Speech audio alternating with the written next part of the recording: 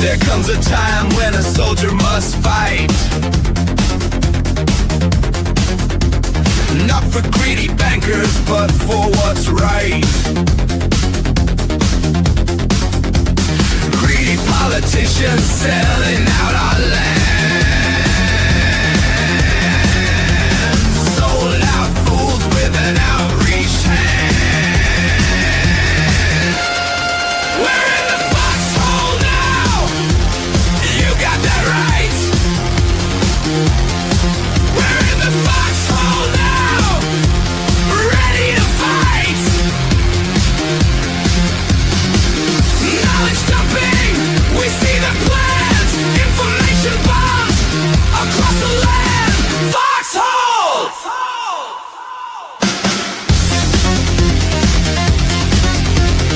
Foxhole! Big pharma schemes causing death and pain.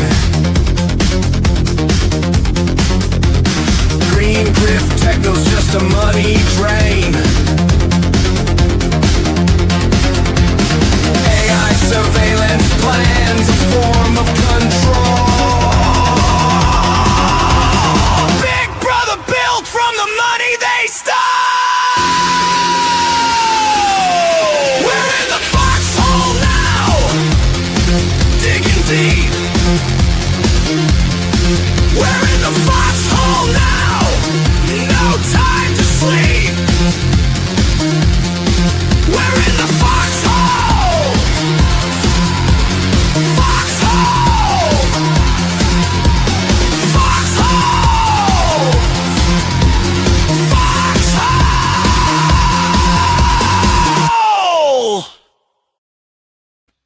That's right, ladies and gentlemen. You are in the foxhole, where we stand our ground and watch for the enemy's next move.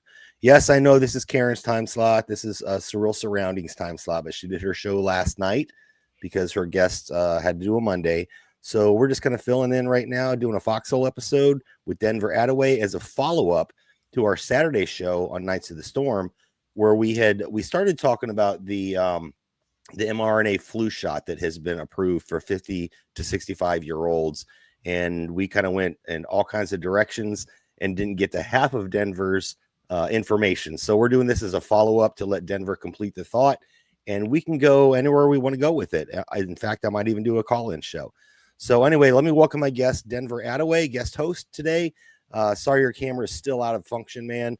We'll do it without the camera, and this is going out on audio anyway, so some people won't even notice. So how you doing, brother? Pretty good. I'm getting used to the no camera thing. When you really think about it, now that you're seing all these announcements of how Amazon and Meta and everybody else is going to be mining the data feeds of streams, they're certainly going to be using that visual input. So I'm starting to feel more and more comfortable behind Reese here. And the Metal Gear box art from 1984. You might want to get those voice robotic, kind of like, when they used to call on the phone and rah, rah, rah, rah. Yeah. We did some reporting on this a couple of years ago where they took people's social media and they were able to use AI to not only duplicate their voice, but in some cases duplicate the video and do like fake ransoms and stuff like that. Wow. That's actually, yeah, that's the brave new world we're coming to. Data is infinitely replicatable. Yeah. And, it's very much a vulnerability they identify, but really we're the ones that are most vulnerable. So it's just one more of those inversions that we're constantly beat over the head with, And that's the conundrum. I mean, we know that we're feeding it and we talk out against it and say we don't want to do it, but yet here we are doing podcast to get information out, and we're providing that data if they elect to use it to use against us, Absolutely. Yeah. Anyway, I guess you got to choose your fight, but anyway, let's kind of do a recap. I want to hand it over to you to kind of host for a bit. Tell us about what you came on Saturday to talk about. Kind of do a little recap, and then we can pick up from where you left off. And if you have any stuff to share on a screen just let me know. I can toss it up, just share it out there, and I'll produce on this side, brother. Yeah, sounds good. Let me pull up an outline real quick from. Been looking for my particular outline that I made for y'all's show. But Yeah, I anyway, know. what we were looking at was non-invasive approaches, invasive or non-invasive, and the history of the technology around our capability to measure the activity in the brain, whether if we know what that means or not.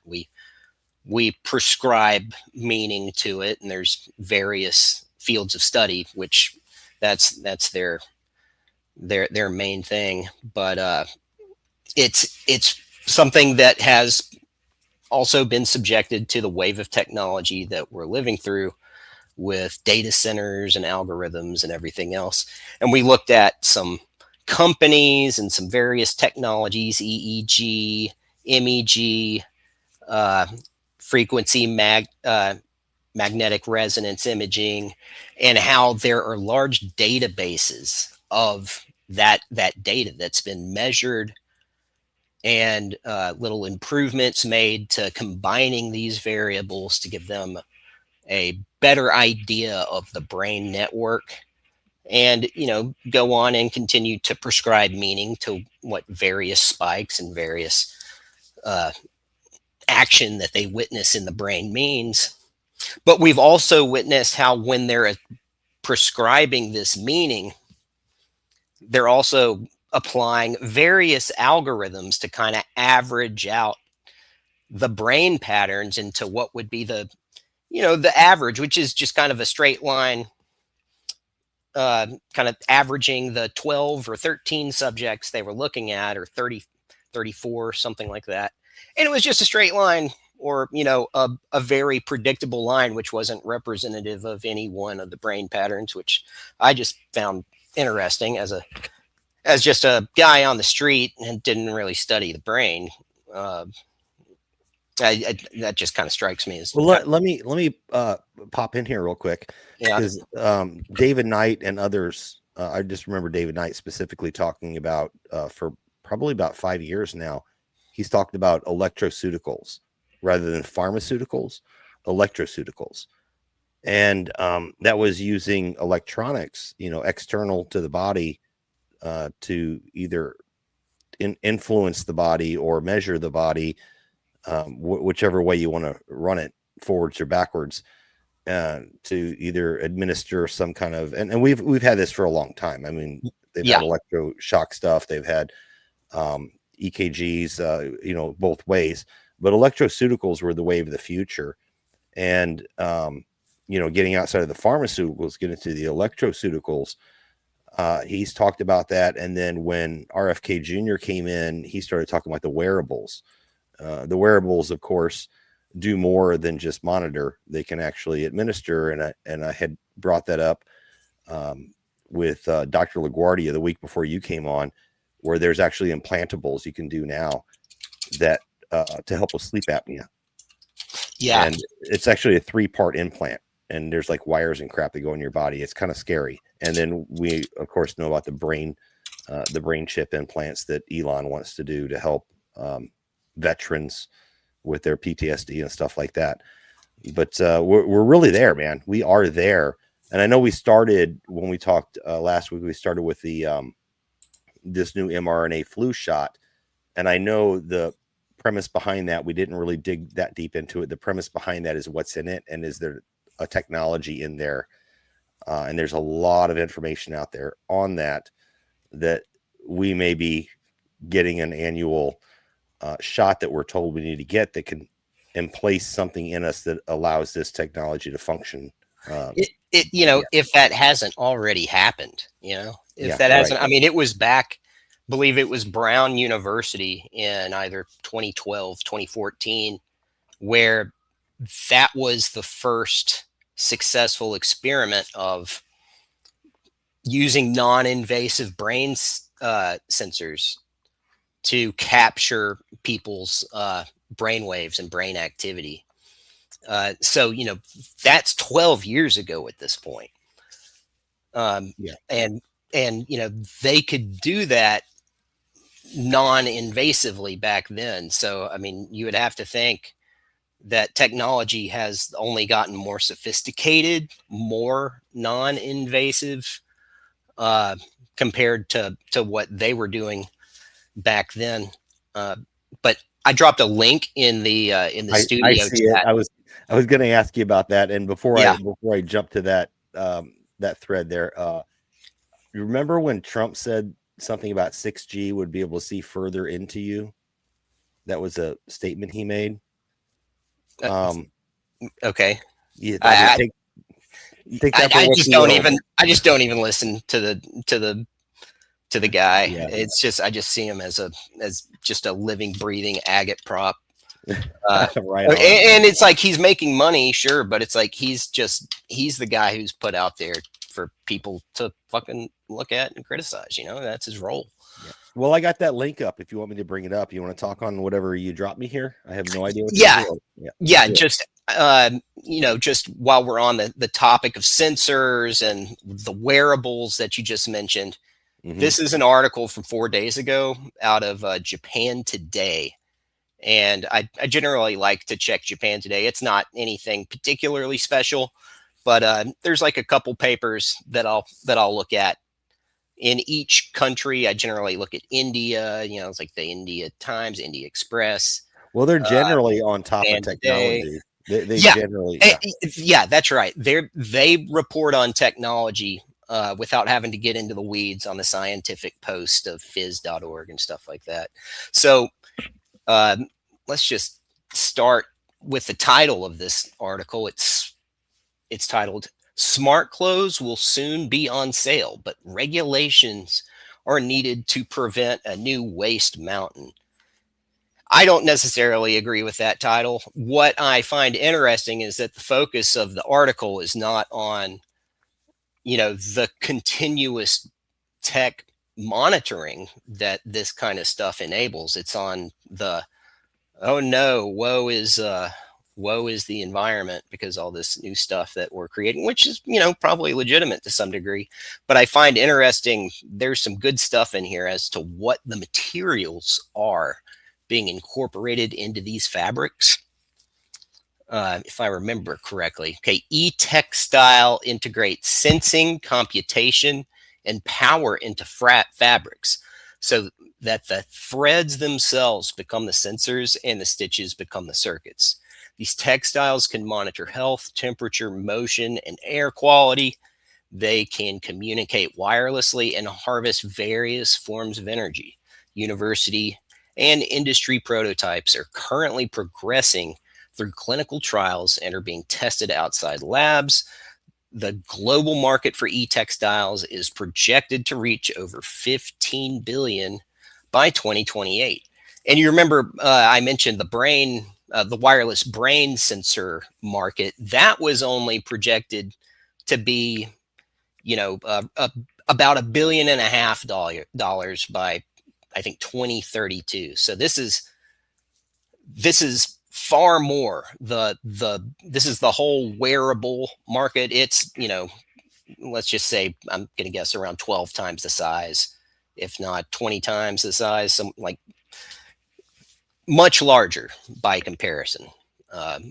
So this seems to be one of the real tools in the toolbox that they have coming out for human data collection, I'm glad you brought this up because one thing I've noticed about as we go higher and higher tech and smaller in production scale, as far as things are made on a very nano level, it becomes unrecyclable.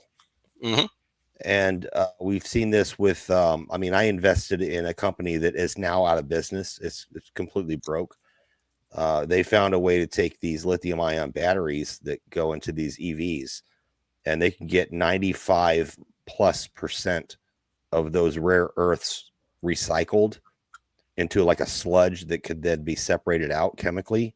Yeah. And then and remade. It was called LICY. It stood for life cycle. LICY. Not a bad idea. It was a Canadian-based company, and that's when I realized that the green grift was a grift because you have somebody right now that's going to stop children from using stones to hammer stones to get cobalt smashed into finer cobalt, in some place in Africa or wherever. And we're just going to take the old batteries and recycle them and make new batteries. And they went out of business. Yeah. So, yeah. And that literally happened. Yeah. And, we used to have a rare earth refinement and mining operation here in the We United did. States. Yeah, we did. And that was closed, I want to say in the 2000s, maybe around 2010, maybe a little bit before that. I knew it was losing significant money, supposedly, but it's like, hey, look now at how, or maybe its sources were depleted. But anyway, I remember looking at that at the time, so I'm speaking from memory. But in the world we live today, wind the clock back to then and be like, knowing what you know today, does it make sense that we're doing things to undercut our own domestic supply of these things that Well, we can be realizing?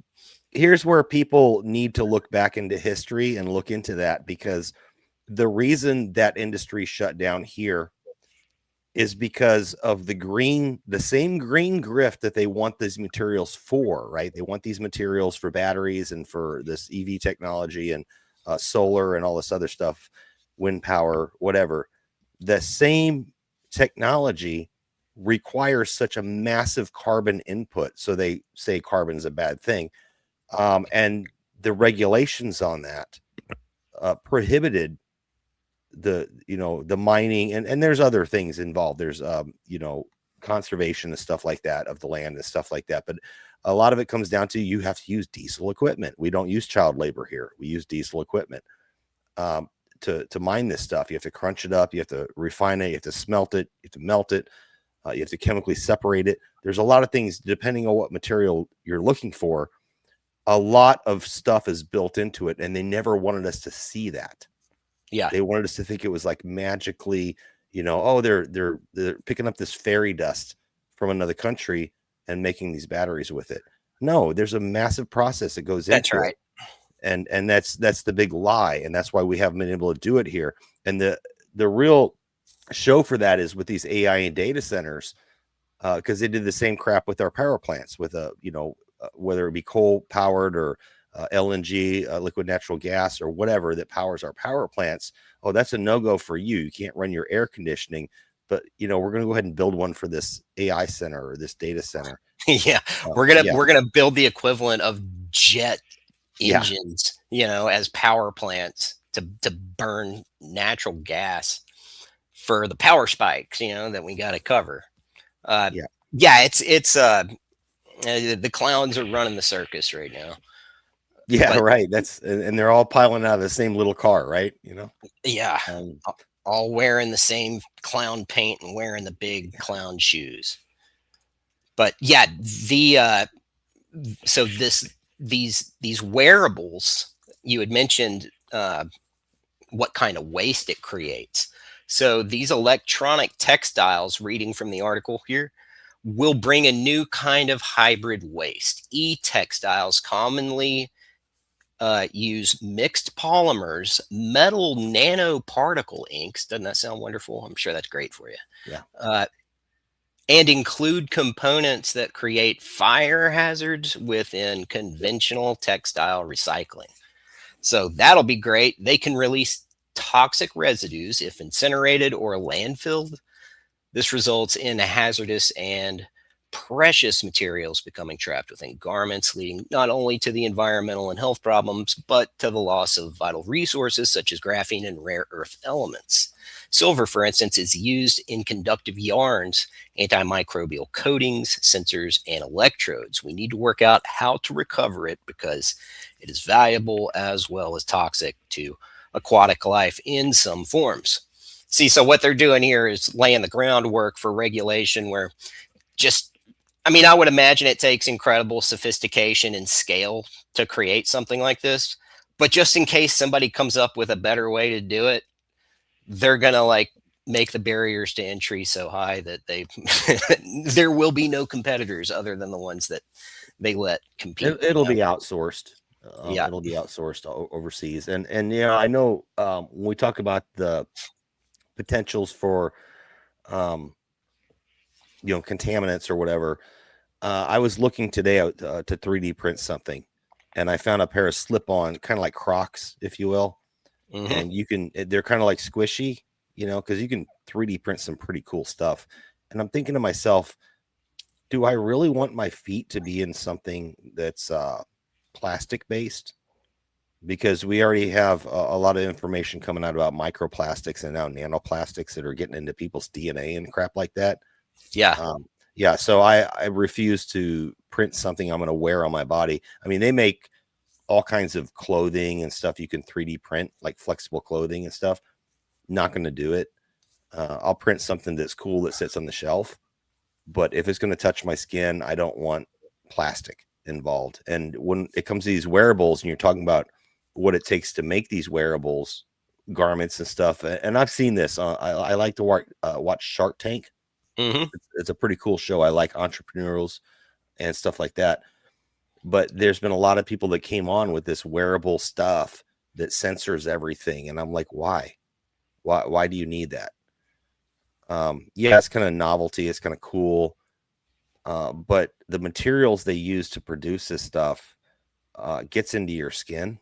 We need to be getting away from. I remember when polyester was like, don't do polyester. Everyone wanted silk or something like that. Polyester, as it turns out, like is kind of a soft form way of lowering everybody's ability to reproduce, as it turns out, because Is that it stuff. really? Yeah, I can pull that article up. Uh, Well, yeah, almost everything I have in my house is like 50% blend cotton polyester. yeah. You I know, think the research was more from the impact on the woman's reproductive system, on like eggs and stuff like that.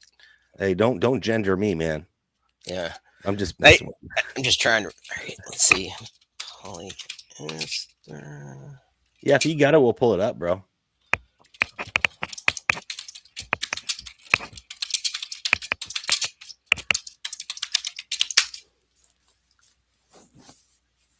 Yeah, the effect of different types of textiles on pregnancy, fabrics like polyester. Okay, yeah, here it is. Yeah, this is the same article. I remember that picture. All right, I'm going to drop it. All right, here we Drop it go, in the folks. link here. So yeah, it's like this kind of stuff has been ongoing to some degree, um, for a long time. Even looking at stuff like polyester. Fabrics like polyester can contain chemicals that might impact fertility. Learn whether or not polyester and PFAs in our clothing contribute to health concerns like infertility. Wow, my camera just shut off. Try unplugging it, plugging it back Yeah, in. no, I got it. It's good. So yeah, this study looked at dogs. So one study published in 1993 followed 24 dogs who were divided into equal groups. One group wore cotton underpants and the other polyester. I just find it funny thinking about all these dogs Yeah. walking around in underwear. But at the end of the study period, there was a significant decrease in sperm count and an increase in sperm abnormalities in the dogs who wore the polyester pants. But that said, the study is 3 decades old. Chemicals, well, maybe there's a follow up, maybe. Okay, so finally, polyester can contain phthalates, uh, chemical commonly used in things like sports bras and other pieces of clothing. These too have been shown to have a negative impact on fertility.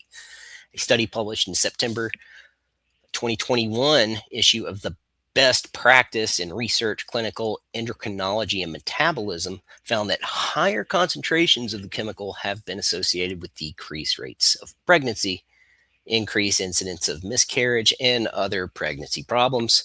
Polyester, when combined with spandex, may also contain biphenyl or BPA, another chemical compound that has been shown to potentially impact fertility. A December 2022 study published in the Journal of Clinical Medicine found a higher prevalence of PCOS in women with high amounts of BPA in the blood. PCOS. I'm not pulling up anything on the in the mental registry. Let's see. That's polycystic ovary syndrome. That's what that is.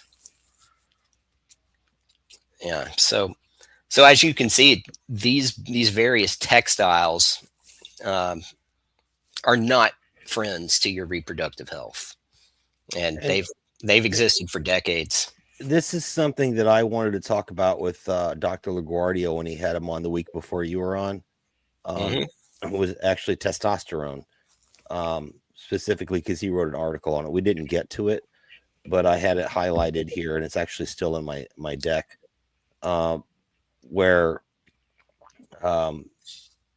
testosterone, because of the food we eat, and you're pointing out some, for the women, the clothing we wear, it's actually affecting fertility rates, like humongously, because you can't exactly blame fertility rates on women alone.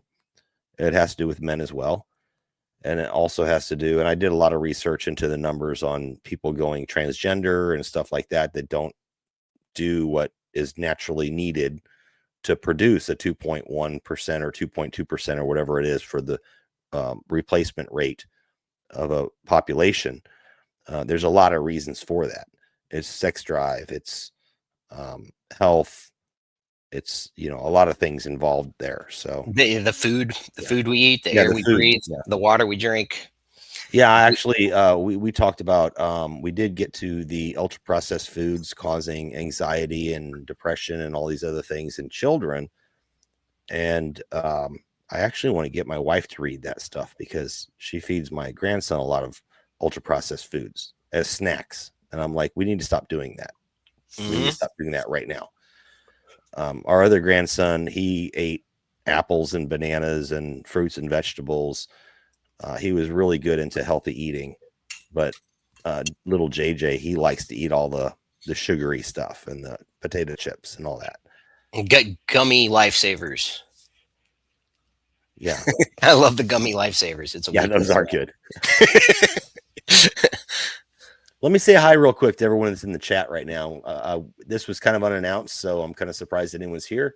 But Spirit of the Age is in there. What's up, Paul? We got Karen Carpenter in there. She might pop in, hopefully later. Nature Boy, that's Dave from The Third Rail. Check out his show on Fridays. The Third Rail, he does have a link on our website. And Gardner Goldsmith, which is Liberty Conspiracy every single day. Well, Monday through Friday. What time does he go on? He goes on at 5 my time, which is 6 Eastern, I believe. I believe it's my 5 my time. You middle of the country time. Yeah. That would be 6 o'clock Eastern. Yep. Anyway. Well, yeah, honored by you guys in the chat. Thank you so much. Good to have you aboard, Guard and Dave and Spirit and everybody else. I'm humbled to have you guys here. Well, anyway, let's continue on, man. I really want to finish all the material that you wanted to go through on Saturday, because I know we're chatterboxes and we went on and on and on. So I know you didn't get to everything. So let's continue on, brother. Well, yeah, I think I was explaining how there's big networks of 100,000 plus of these brain scans that are all being incorporated into databases. And I think from there we looked at a company out of Israel that claims to be able to diagnose brain disorders in 15 minutes using a lot of that same technology, like a clear overlap there. Yeah, and we also talked about that they're building your digital twin, which is not a right-wing conspiracy theory thing. They talk about digital twins in the open right now. Yeah. How they can predict what you're going to do. And of course, it's for your benefit, right? They could predict what ice cream you're going to like or something like that. It's going to be something real benign like that. But no, that's not what it's for. We know better. But no, digital twins are being built. on you. We talked about as well on Saturday. I had brought up how I learned that they're starting to look at your digital footprint when you die, and like this is part of your estate now. Like somebody has to handle it because there's so much there. You may have more data there than you have physical assets in your life to pass on to your children, and now it becomes a burden on them to deal with it. Or they which is can, yeah, go ahead. which is funny because in some of the research I've read on the digital twins, industry is proposing that it's a complexity mitigation tool. So it's like we got to build this incredibly overly complex system so we can then begin to mitigate complexity. Yeah, that And tracks, right? let's just take a look at any kind of let's take a look at any kind of terms and agreement type thing.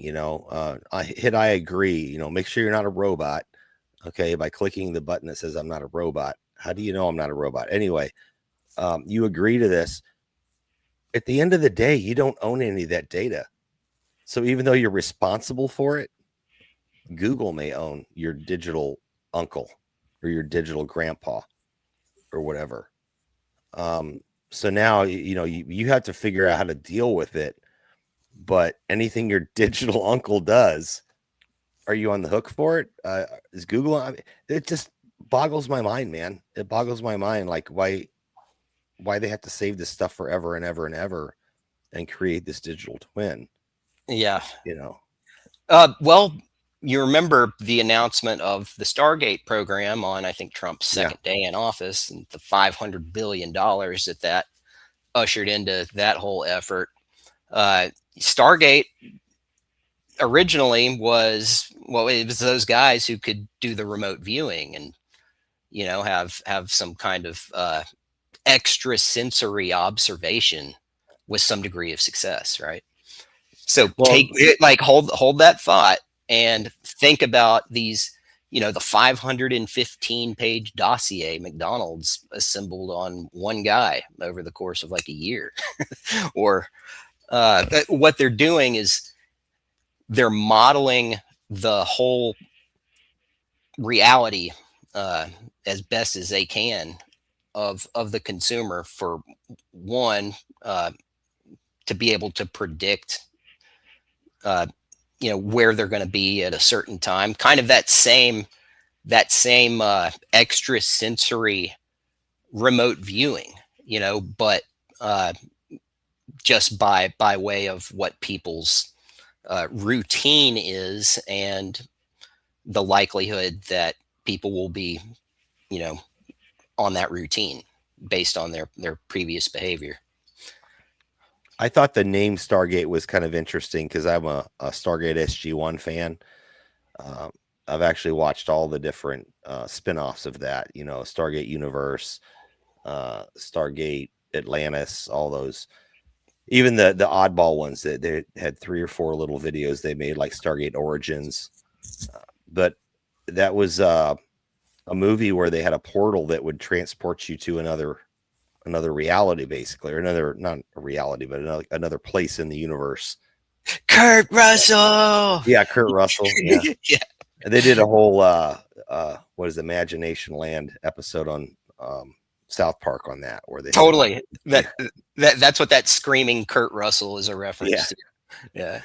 But the thing is that it's kind of like a fake, it's like Earth, but it's not Earth. It's different.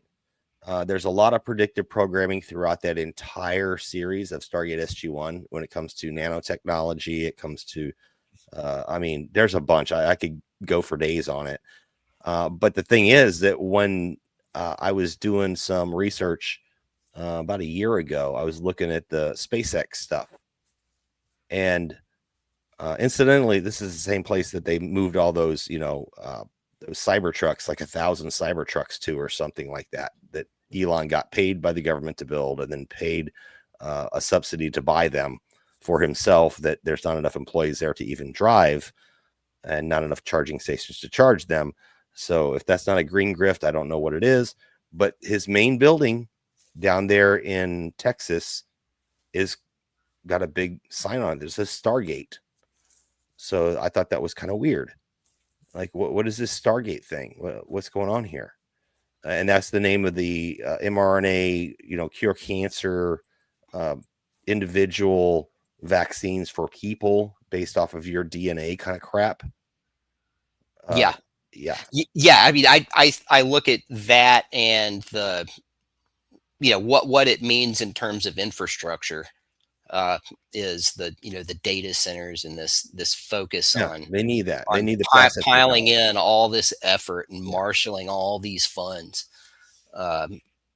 as we are witness to. People seem Well, to not be big fans of this trajectory, and have made that pretty clear.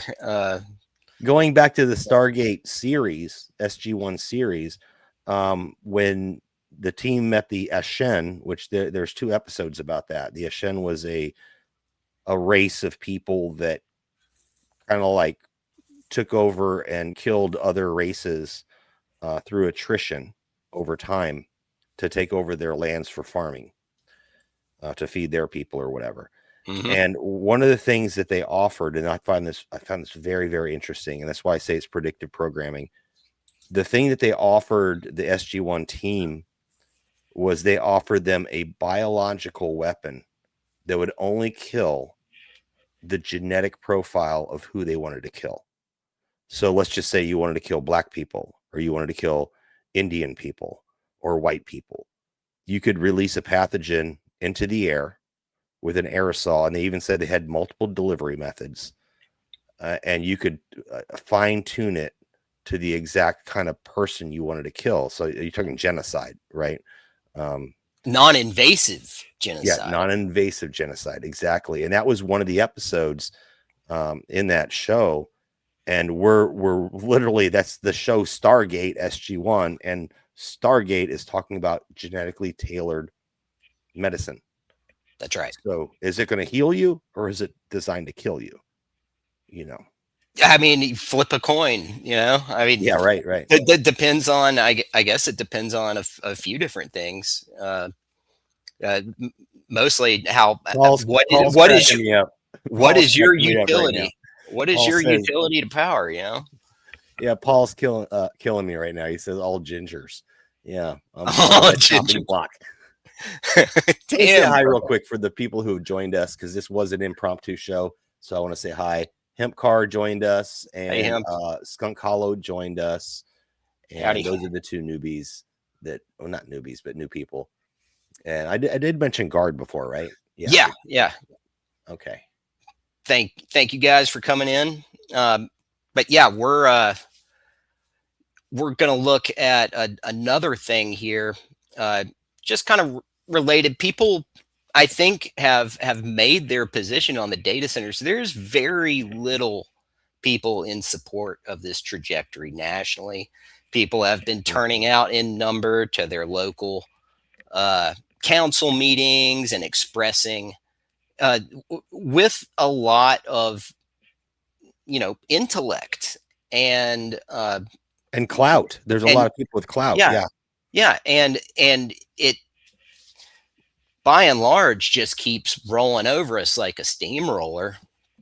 So it's very much kind of illustrating that we're not having a lot of impact on the process, as if it's already baked into the cake, and you can't unbake. You can't take out the salt that's already been put in, and all that kind of stuff.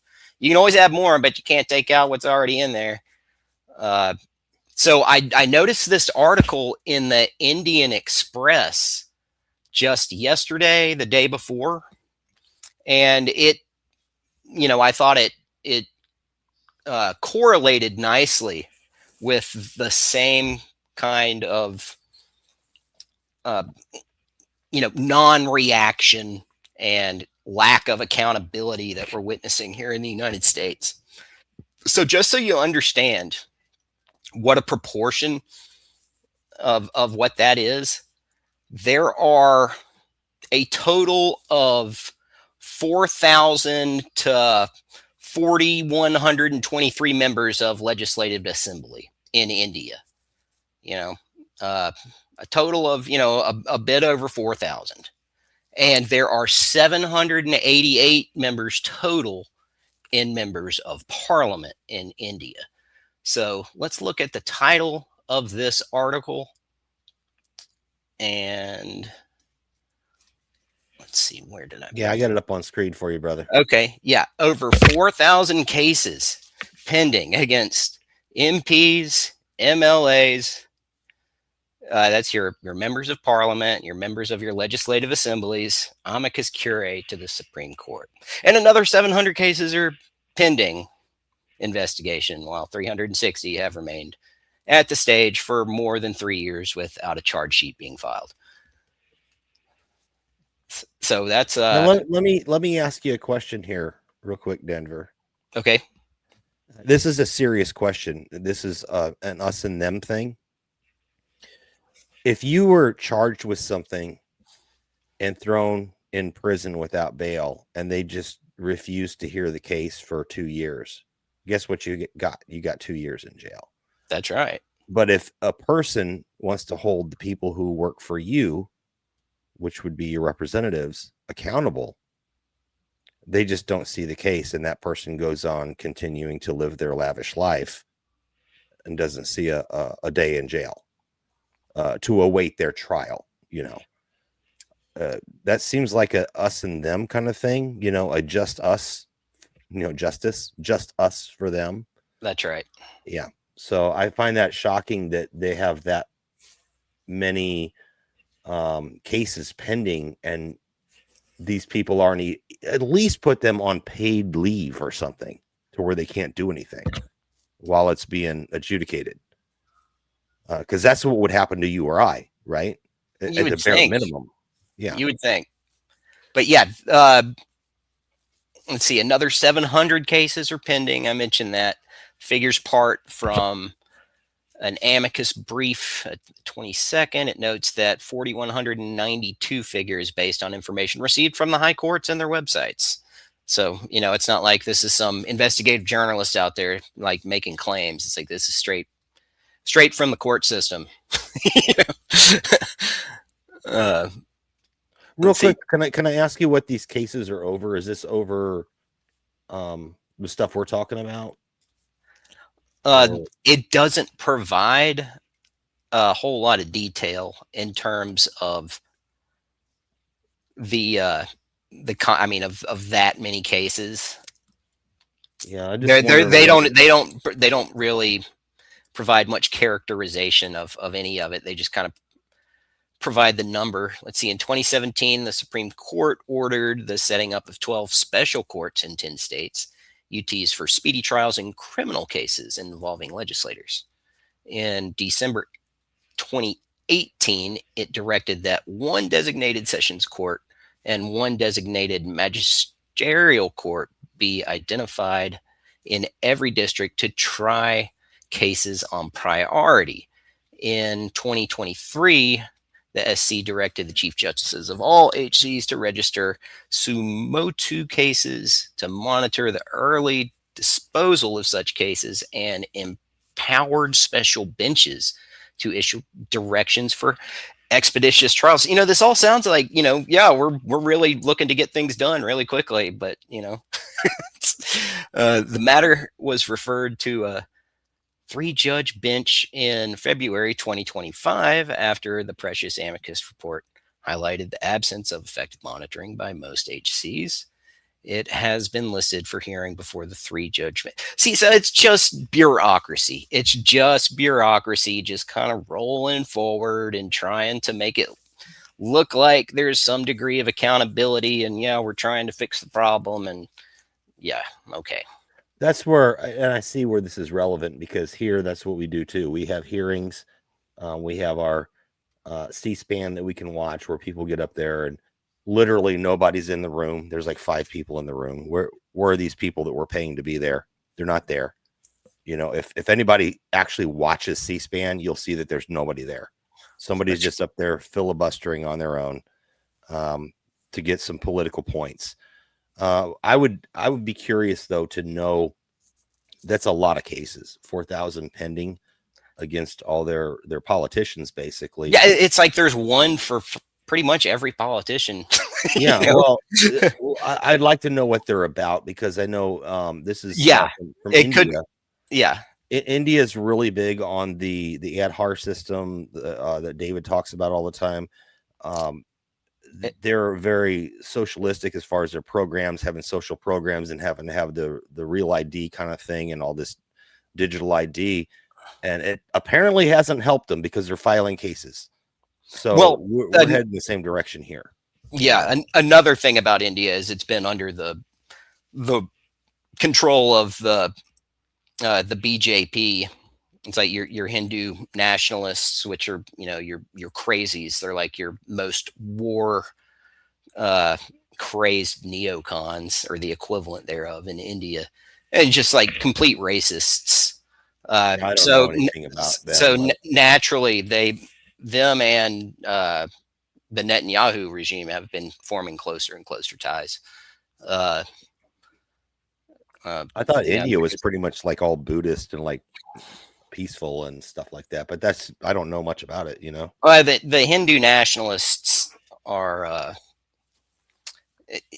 yeah, I think they're the majority of the population, and they have historically been very, very aggressive and racist towards what Muslim communities exist in the country of India.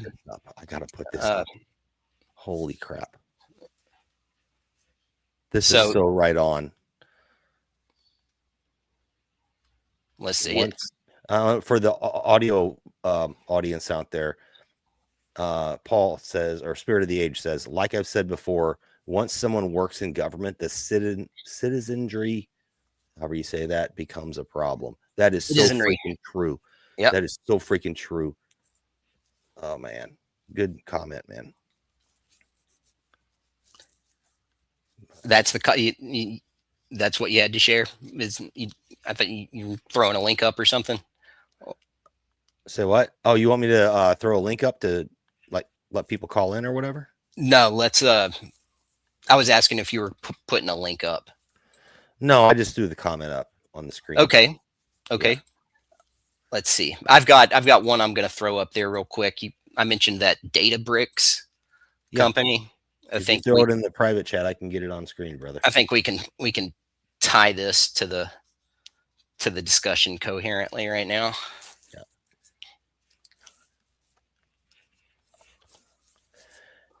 Okay, so all right, here we for go. those who don't know what Databricks is one of these layered service providers in the managing and interpreting and functionalizing data in the whole data center and agent operated AI services industry. They actually train the agents. Let me pause you real quick because I want to throw something in here. I've often talked about the fourth industrial revolution, or the forced industrial revolution. They started it with the green energy stuff, right? It was a forced industry that nobody wanted, but they remove options or make them too expensive, like prohibitively expensive, that people move into electric cars. Or, you know, how do you choose what your power company uses to produce energy? You're just going to pay for it because you need energy. It's forced, absolutely forced. Well, the final portion of this industrial revolution, because we went from farming to industrial, and now we're went to the internet age. Now we're going into the data age, and the green energy thing was kind of a stepping stone to here. But yeah, they're forcing a revolution, an industrial revolution, and the industry is data. And what does data not require? It doesn't require people. So that goes as coupled hand in hand with a depopulation agenda, in my opinion. I'm just going to say that's my opinion, that they don't need us, because they don't need us out there screwing bolts into a fender to put a car together on an assembly line, because the robots will build the hard drives that are the new industry of the data management. They talk about all these jobs that are created from AI in data centers. Yeah, they're industrial jobs as far as not industrial, but construction jobs temporarily. But once it's built, all you need is a couple janitors and a couple of geeks out there to replace a hard drive here and there. No jobs are coming from this. No long-term jobs. You know, I agree. remember with Obama, the shovel-ready jobs, the shovel-ready. There was no shovel-ready jobs. Yeah. It was oh, we're going to spend a whole crap ton of money to fix this bridge, and we're going to give you all these thousands of jobs, and then the bridge was fixed or it wasn't fixed, who knows? And there was no jobs, you know. And now the bridge needs to be replaced now. So what are you going to do? Anyway, what's up, Go Start? I see you in there. Smooth Hasky, what's up? Yeah, it was learn to code under Obama. Learn to code. Yeah, but now AI is going to code for you, right? Exactly. But you could be a very low level coder that goes through the slop to find the mistakes. Well, and I'll tell you this: my dad was a programmer, right? That's why I'm kind of, you know, I'm a country boy. I grew up, you know, in cornfields and stuff like that. But my dad was a different breed, and we go see him, so I got a little bit of the nerd in me too. My dad told me, he says, you can't have a big team on a coding project. You can't. You have to have 3 or 4 guys tops, because the more people you put on it, you can't throw more bodies at a problem, because everyone has a different way of thinking about things, and nobody can. It'll just be slop. So too many cooks in the kitchen. Exactly. Yeah. Now think of it this way: when AI is looking at thousands and thousands of coders and looking at their examples and trying to piecemeal something together quickly, you're going to have all kinds of freaking problems. And that's just something for people who can hack to abuse, because they're going to find holes everywhere. I mean, freaking Windows has never been locked up tight, right? There's always patches. There's always security patches. There's always this, that, and the other, and then the new version and the new version. You know, Bill Gates, if you really made Windows, why couldn't you get it right? Get it right the first time. It's never been right. Here we are, what, 30 years later? Yeah. And they're trying to get me to upgrade to Windows 11 because Windows 10 isn't secure. Really? You told me it was secure for the last 10 updates. I mean, it's the way I see Windows. Windows is basically spyware as an operating system. And when you think about how these large language models, the whole agent training effort, it all requires human generated data. Like, human generated data is the primary input into those models learning. So it's not that they don't need humanity. They need humanity to harvest our data to train language models. And this goes but that will ultimately be exhausted, and then that might be the point where they no longer need humanity. That might be why you don't see them investing in actual infrastructure in certain countries like the United States, because it's already slotted to become a big economic sacrifice zone dedicated to compute and hydrocarbon harvesting and trade. You know, I wanted to highlight Karen Carpenter, Karen's comment here. For those on audio, she says, but if they don't have us, from whom will they harvest the data? That is the conundrum, and that is the bubble pop. A lot of people say this AI and data stuff is a bubble, and I agree, because they need us to grow it, but they're growing it to replace us, so it can't cannibalize itself, because it just gets horrible and horrible. So I don't know. That's a really good question. Well, I mean, think about it. At some point, they are going to reach whatever their undisclosed goal is when it comes to how much data, whatever the pinnacle point of the inflection point into I can't think of it, what's the Ray Kurzweil term, the singularity. Singularity, yeah. where we reach that, and then they will see humanity as discardable. I think they largely already do. Uh, but we still ostensibly operate in some degree of a market economy. Like people are still necessary for appearances, if nothing else, Well, they're while they lock everything in. they're letting us eat cake. We're getting a little bit of a salary to build, and that's where if you listen to the little song, and yeah, I know I used AI to help me put lyrics to this song, our intro song, but it says it's Big Brother built from the money they stole. Yeah, And that's what they're doing. Those lyrics, if you listen to it, they're very pointed and very specific. All the lyrics in that little song. it reminded me of the Combi Christ song "No Surrender." Yeah, which is an awesome song, by the way. So yeah, props. I didn't know that was yours, and that was pretty good, man. Yeah. I wrote the lyrics to that. Nice. So go start. If you're running, he put in here, I'm so sick of updates. So check this out. My Windows 10 keeps trying to push me onto 11. I don't want to go to 11 because it's all AI embedded and everything's cloud based. I'm done with it. So I found a registry entries you can make. It's like 3 lines you got to do in the registry. Really easy to do. I actually have an exported thing that you could just click it and it'll update it. Get a hold of me. And if you're on Windows 10 and do not want to be bothered anymore about going to 11, let me know. The problem I had with it was when you have to restart after you do the registry update. And I know you're aware of this, Denver, because you're kind of a computer geek too. When I restarted my keyboard wasn't registering, and it's probably because I'm going through one of those KVM switches because my wife has a computer and I have a computer.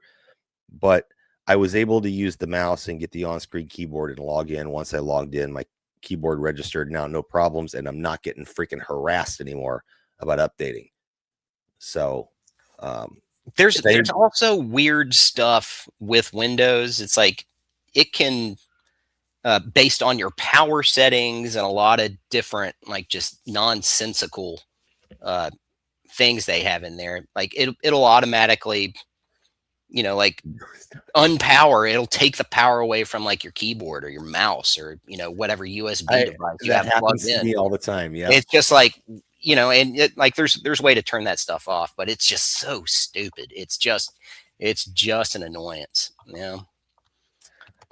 Oh, I gotta give Spirit of the Age some props on his creative use of emojis there in the chat. But anyway, do you want to move on, or do you want to open the chat up to anybody who might want to call in? I want to finish with the Databricks stuff real quick. Yeah, because that I can tie back to the Indian kind of court system and all that. And the general non-responsiveness of what's supposed to be court and the justice systems that are going to met out justice to people who deserve it and people who don't deserve it. So all right, so this, as I was saying, this company that very few people even know about, it's actually been around since 2013, and they play a essential role in the training of AI agents.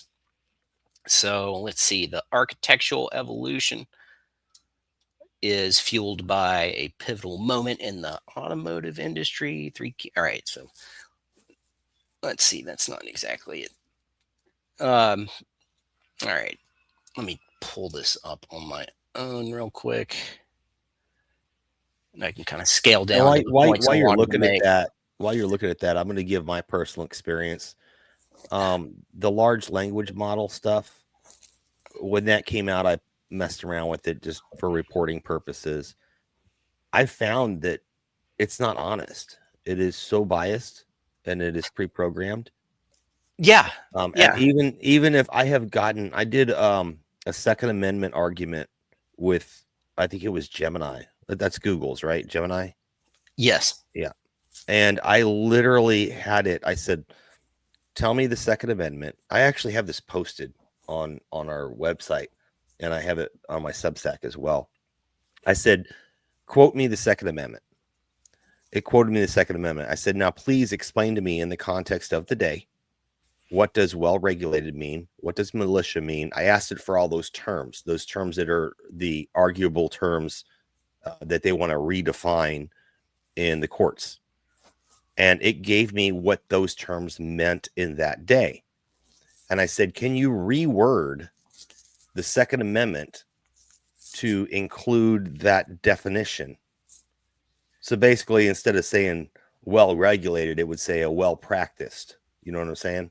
Mm-hmm. And it spelled it out. And I said, so, you know, I'd have to go back and read it. I wish I had it prepared. But I went basically and proved it wrong, that any gun legislation whatsoever is 100% unconstitutional. Anything. I don't even care if you're a felon that murdered 5 people. If you're out of prison, sorry, there is no constitutionality behind making you get a background check for a gun or not being able to own a gun. I'm sorry. If the person's that dangerous, they should still be in prison. Yeah. That's just the way it is. But this freaking thing kept arguing with me and arguing with me and arguing with me. And it was like, yeah, but, you know, there's this precedent and that precedent. And I said, well, what actual law has been passed? Nothing. It's all opinion from judges. But anyway, I can go on and on about it. If you want to check it out, email me. I can send you a link to the actual conversation, because I copied it and pasted it. I did the same thing with when it comes to the jab and stuff like that, and the studies and like who pays for the studies. I did the same argument. You know, I won't mess with the conversation with AI anymore, because it's so freaking heavily weighted to one result. Yeah. It's a waste of time. Yeah. You'll be interested in this headline that I am recalling, that's from New York University. It was the headline, "Governments may shape what AI chatbots say by shaping the data they learn from." So seems kind of relevant, you know? Yeah, that's absolutely right. It's Yeah. it's shit in, shit out. Sorry. Shit in, Yeah. shit out. Yeah. They shape the response patterns, the trigger points, you know, all that shit. They shape Or all there's of going to that. be like no-go topics, you know, like you can talk all day about this, but don't go here. You know, that. Yeah, there's very But clear guardrails that keep them within a given line of thought. and that's where you know, I agree with people that say that AI is going to be a bubble, because no one person or group of people is going to be able to capture and put those guardrails in place and be able to keep them in place. If it grows on its own, if it cannibalizes itself, it's going to wind up being out of control. And we've seen this, you know, AI getting kind of like depressed and suicidal and stuff like that. They keep coming up with a new version, a new version, a new version. So I really don't think AI is actually possible, to be honest with you, at this point. I think it's a sorting data thing that can give you the results that they're told to give you, but there is no real thinking there. But anyway, that's neither here nor there. Yeah, it's all patterns and algorithms. Yeah. And big data, and just how quickly can they search it. And that's what it comes down to. Say what's up to Dustin Helm real quick. He popped in the chat, and Karen says this topic makes her hostile. Yeah, I know. It's starting to get me there too. Yeah, but this article on Databricks, it's pretty large. We can just kind of skim through it real quick, because it illustrates some neat stuff. Just kind of go down slowly, and I'll tell you to stop when we get to some points I want to share. All right. Okay, so transforming data rich to insights driven, activating data at scale, automate expertise, accelerate product innovation, optimize internal operations. So they're in the business of building agents to accomplish these tasks. rather than a human operations chain of mutual dependencies and all of that. It's an automated workflow. Let's not get into that. That diagram's too much to break down at the moment. It's really the language. It gets into a bunch of details of the types of agents and the tasks that they're involved in. So just keep on sliding on down there. Okay, I just put Okay. the StreamYard link in case anybody. We got some pretty good people here in the chat right now if they want to join in and contribute. Okay, so there. yeah, that's cool. All right, so supervisor agents, stop right there. They perform long-term planning, manage dependencies, and orchestrate complex multi-stage tasks. Manager agents, the team leads, they coordinate a team of specialized agents to accomplish a specific, well-defined goal. Worker and specialized. Doesn't this sound like teams of humans? Worker and specialized agents. They are the individual contributors who provide specialized expertise. They are the system's warehouse workhorses and a growing roster of specialists such as knowledge assistants, Data Dave, shout out to Dave, and various genies. Okay, so deep dive one. Let's go ahead and go on. I don't want to let that genie out of the bottle, man. Yeah, right. So I think I've made the point with this article. So this company is pretty tied in across the whole economy with the agents that they build, and some of their largest holdings of their securities are held by companies like Nvidia. It's like they're part of that wheel go round of money being passed back and forth in this what appears to be a very circular kind of closed loop system here. The next one I want to share with you guys is regarding a funding round these guys just went through. You got another link you're going to drop here in the yeah. Okay. Here it is. I'm going to drop two of them. We'll do the CNBC one first, and then we'll do the Bazinga article next. Okay. And like I just heard about these guys as they were going through this. I saw headlines regarding their earnings and the incredibly successful fundraising rounds that they'd just been through. So yeah, let's pull up that CNBC one real quick. Got it right here, brother. Okay, Databricks wraps $5 billion funding round at $190 billion valuation. So Databricks, this was August 13th. Yeah, so this is just like a few days ago. Funding comes 6 months after closing another round of funding. Databricks on Thursday said it closed $5 billion funding round at $190 billion valuation to invest in enterprise AI capabilities. The company crossed the $7 billion in revenue run rate and grew more than 80% year over year in its second quarter. That's so misleading, though. I watch Shark Tank. I like that show. Anything that has entrepreneurs in it, I love it. But they really look at the valuation of a company and they're like, you're 3 times revenue and that's pre-tax. And they're like, that's insane. How are we getting these companies come out of nowhere that have produced nothing? They literally, they're pre-revenue. That's what they call it, pre-revenue. So they haven't done anything yet. And they have this projected revenue or valuation of billions of dollars, hundreds of billions of dollars. That's absolutely insane. It's the game. It's kind of the gaming. It's kind of the gaming of the service-based economy, because these are not people participating in the service-based economy. These are service providers providing a service to other but it's a service service and that's not. technology providers. It's not.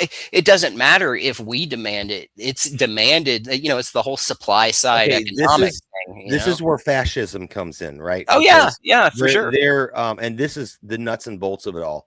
They have something that the government wants to use. They can't do it themselves. They need a public-private partnership.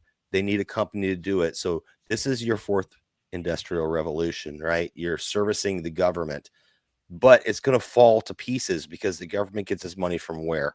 From the people.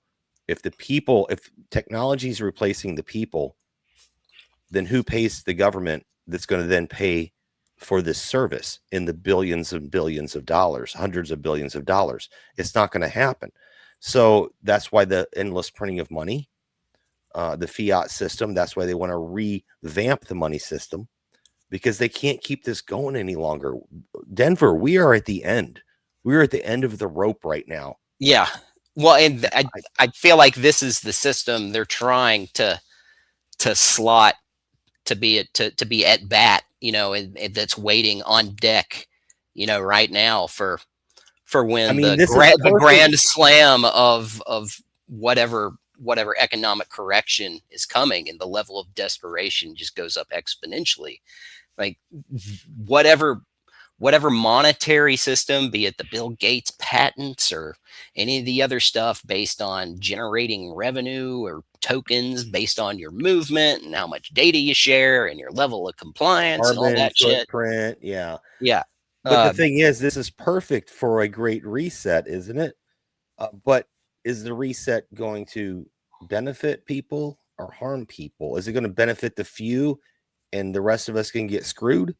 Yes. Think about it. Think about it. These people have literally expressed that they think the only role humanity has to play in its existence is to train a superior life form, or the fucking AI. That's their literal stated goal. So their freaking problem is, this is the problem, and this is where being human and not being too analytical, right? Being just human. If I alienate all my customers, then I have nobody for my product. But I need my customers to pay for to fund the product. Only in capitalism. And yeah, and like communism, the only customer that matters is the government, or in a totalitarian system, the only real important customer is the government, because rules for rulers, the government satisfies all of the other powerful entities that are part of that governing or ruling system. This is a huge philosophical topic. What's up, Andy? I see you in the chat there. And I just want to let everybody know, I did put the StreamYard link.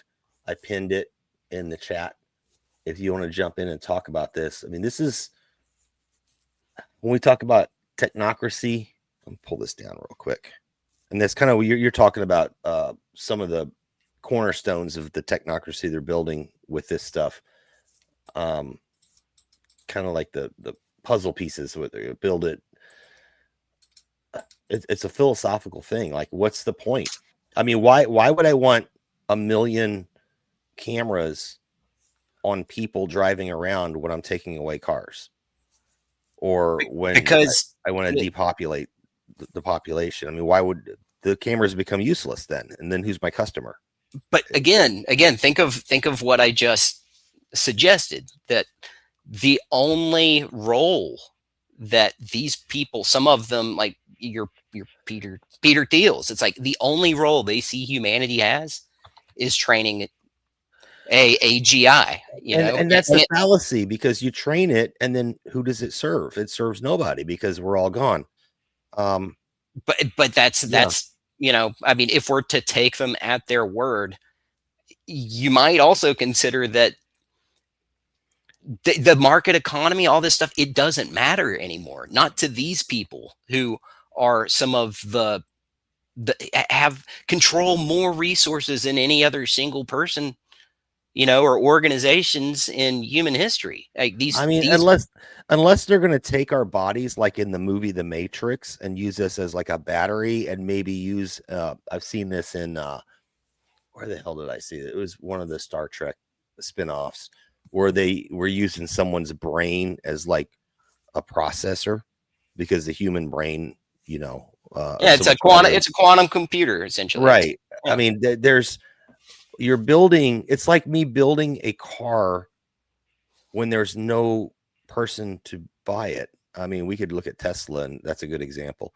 But anyway, I mean, there's also a range of assumptions that and hypotheticals we could entertain of, things these people may believe or things that they know that we don't know. Like, take, for instance, an impending extinction level event or something like that, which well, is entirely unavoidable.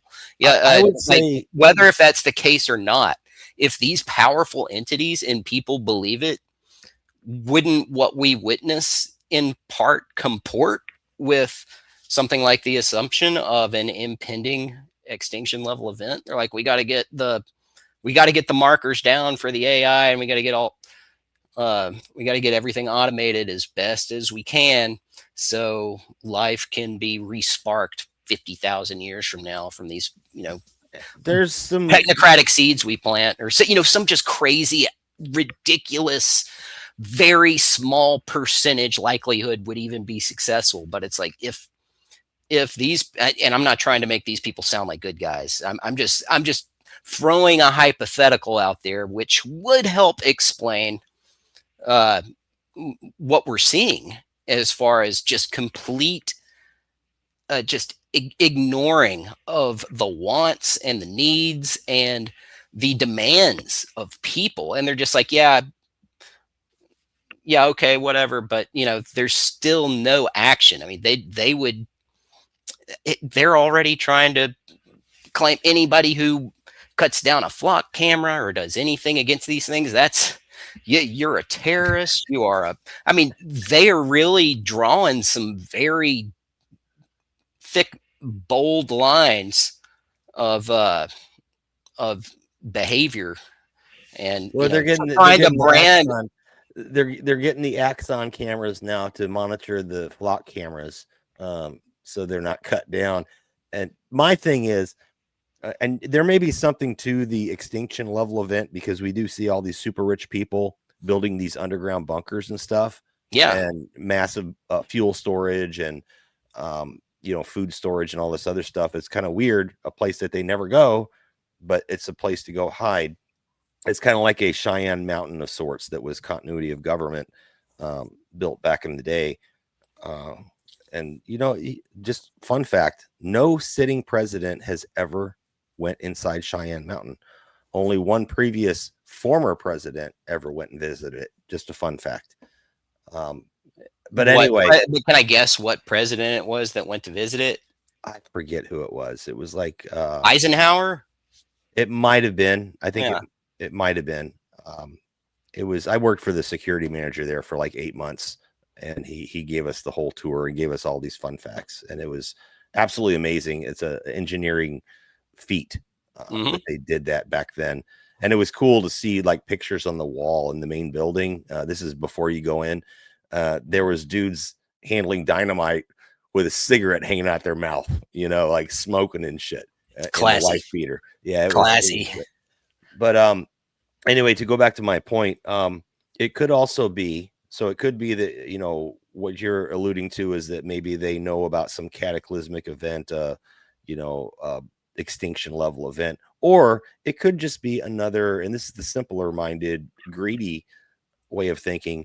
Think about Solyndra and all this other green grift crap. They knew from square one that they couldn't build a solar panel and sell it profitably. They knew that they couldn't do that without government funding. So they got in and grifted and grifted and grifted and got all their subsidies. And then they went out of business and all their employees went away, all the promised jobs, just like they're promising jobs for AI, right? Promise all these jobs. Then, but their CEOs or CFOs, all these high up executives walked away as multimillionaires. Golden parachutes. Exactly. I think that maybe potentially this AI bubble and the data center bubble could be the same thing. They're just scrambling to get these things built and put up and put up and put up. And then they get government contracts and then when they're not needed anymore, they just vaporize. Yeah. And we have a warehouse full of GPUs. Well, and it's also they have a free reign on just gathering resources, so it could Yeah, also and they're be getting a huge cover for just resource theft. well, and then think about all the secondary and tertiary industries that are making tons of money off this. Like anyone who's building silicon chips, and people who are selling the silver and the precious metals to put these things together. They're making tons of money to crank these things out over and over and over again. Eventually, that's not going to be needed. It's going to be gone. Well, and by the same token, because there's such demand for the silicon used to make the memory, make the chips, microchips are actually kind of getting harder and harder to get, and you are already seeing and going to see more businesses fail because they're unable to get the inputs they need to continue their business operations, because so much of it is tied up in the circular economy dynamic of the data centers and all of the silicon being spoken for at some operations for like 2-3 years to come. Well, I'll tell you this right now. Look at what we're talking about energy right now with the Strait of Hormuz issue. If we have a problem around Taiwan or any other place that we get our silicon chips from, we're going to have a real problem in this AI and data center boom. A real problem. So I think that's and that Taiwan's been a hot topic for several years now. Oh yeah.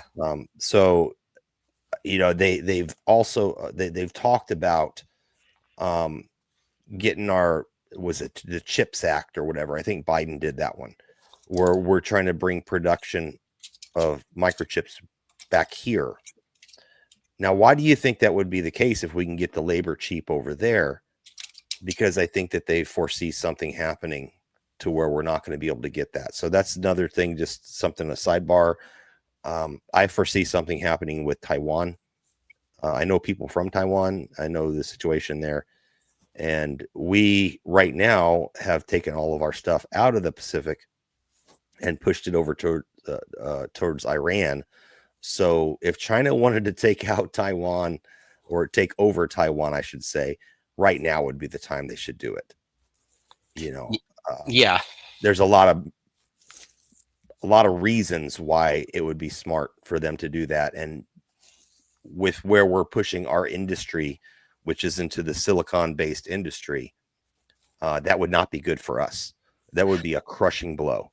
Have you heard the term Pax Silica? I've heard it. I don't know what it means. It's essentially the government and the United States and various other Western, more NATO aligned nations, and anybody else they can rope into the effort to.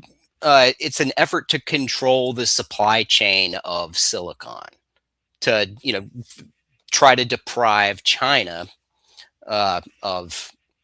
Let's pull it up. Just let's type it in rather than me just speaking from memory. All right, but it is one of the major things responsible for the higher prices we're paying for DDR5 random access memory and various components. You know what the crazy part is, and I talk about this all the time, the planned obsolescence of stuff.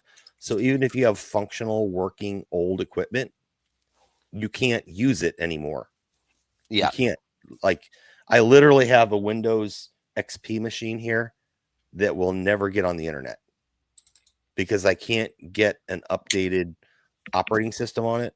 It's a Pentium 4 2.45 or 2.4 gigahertz processor. You know the one I'm talking about. I did. Yeah, I remember building my first Pentium.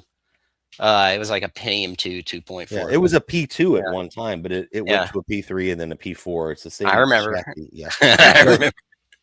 I run it as a karaoke machine because I have some software on there. If anybody wants to know about some free software that will run karaoke and you could download songs, it puts it on screen, it scores you. It's just like freaking Guitar Hero.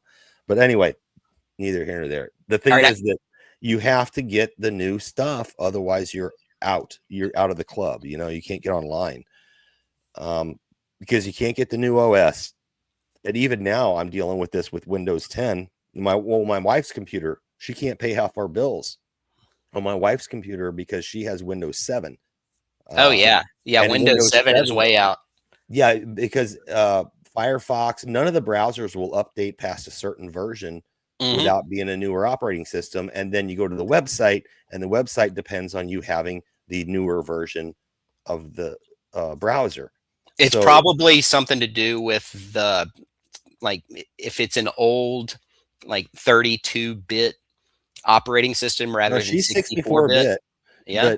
But it will not update. So what I've done is the laptop that I got to replace the one that fried on me a while back, I'm sure everyone remembers that, I put Linux Mint on there, and it will do everything that I needed to do, and I don't have to be, you know, tied down to Windows. And there's a couple graphical things I can't do on it, but yeah, bill paying I can. I dropped a link over here on the Pack Silica. It's just I got you. You had one more. Do you want to hit the other one up first before we do this? Yeah, let's look at the Bazinga one real quick, and then that'll close off the Databricks discussion. Yeah. I found this funny. So remember that funding round I mentioned? So NVIDIA, Nancy Pelosi, and Cathie Wood strike gold with Databricks, $190 billion valuation. That's from August 14th, 4 days ago. And they placed their investment sometime in 2004, 2005, a range being from 1 to 5 million by means of Paul Pelosi. And I think their rate of return on the investment, let's see, that's Forge Investments. Databricks shares have risen 558%, 0.8% in private markets since the 2023 funding round. That would make the 1 million to 5 million investment worth 5 to 27.94 million now, suggesting the Pelosi's holding has likely appreciated by 4.59 million to 22.9 million. Public servants, they're serving you, people. They're serving you. Yeah. So, you know, just as you see, you know, these people are just taking everything they can as the ship sinks. Well, they have the inside baseball. I mean, that's why they call it the Pelosi Act. Which I mean, but it's like, it's insider information. If a stockbroker who knew the board of, you know, because he's a major shareholder of a company and knows the board of directors, and if he was to do something like that, he'd be going to prison. Okay, he'd be going to prison for acting on insider information. I think if you're a public servant, when you die, all of your money should go back to the public. I agree. At least the portion of money made while you were in office. Well, anything over, above, and beyond your annual salary. That's right. Let's face it. You know, what is the average income, the median income in the U.S.? It's like 75 or 80,000 or something. Yeah. Yeah. So, and I think it's probably closer to something like 60. Yeah. I think it's probably less than what they suggest. So let's just say that, you know, you're making 65, 70,000 a year. Subtract your mortgage, subtract your car payment, subtract your car insurance payment, your property tax, all the, you know, the 50% plus of your pre-tax money that goes to some form of government. You know, you're talking like, you know, 30,000. How much of that do people actually get to save after they buy groceries and school supplies and, you know, put gas in their car and stuff like that? Nobody can save nothing. So and credit card debts hitting all-time new highs, you know. So yeah, well, what I'm trying to get at is your net worth for the average American. The net worth goes negative every single year So these politicians, their net worth increases by more than their entire freaking salary every year. Now, how do you do that if you're paying these bills that you and I have to pay? And they have, premier services. They're taking private flights. They're taking, limo rides and They stuff got the like that. best health care. If they want to That's go to a hospital, they got the best health care. How is it that they're able to increase their net worth year after year after year above and beyond their actual annual salary when they still have all these bills to pay that you and I have to pay, but they're the premium services? How is that even freaking possible? It's not. Yeah, unless they're acting on insider information and Or they're getting, kickbacks, money. or No, they're kickback, getting money or and they embezzling from campaign funds, all kinds of stuff that just goes unpunished if or they have a they're in with the right people. foundation that's a tax shelter and that Yeah. people can donate to it. Yeah. Anyway, Hillary Clinton got busted on that with their foundation, where she was using the foundation money to pay her staffers when she was running for president. Yeah. She was paying a lot of the staffers. Actually, some of them were getting double paid, by the way, but she was using tax-free money that was, some of it don't even know where it came from, but she was taking trips on that, doing campaign stuff on that, and paying staffers on that. And she never freaking got charged or went to jail for that. Yo, man, it's that Hill Dog, man. Man, Hill Dog was Teflon Don before Don was Teflon Don. But Dinesh D'Souza went to prison. And I'm not rooting for Dinesh, because he, there's some things that were wrong with what he did because it was illegal. He surrogated 2 people where he contributed to a campaign, and then he gave 2 other people, a husband and wife, the same amount of money, which was the max donation that could be made. Yeah. So he used them as a surrogate. So he gave more money than what was allowed to I don't even remember who it was who he donated to, but he went to prison for that. But yet Hillary and their foundation and all that money that comes in that's tax-free, it's a tax hedge against them. Yeah. And they use that for their campaign. So messed up, man. Anyway, I'm getting off the beaten path here, man. Let's pull up that Pax Silica link. Yeah, I got you. And let me kind of give a quick overview of what this represents. Okay, so starting at the top, what is Pax Silica? Pax Silica is the State Department. It is the Department of State's flagship effort on AI and supply chain security, advancing new economic security consensus among allies and trusted partners. If the 20th century ran on oil and steel, the 21st century runs on compute and the minerals that feed it. This historic declaration hails a new economy of security consensus.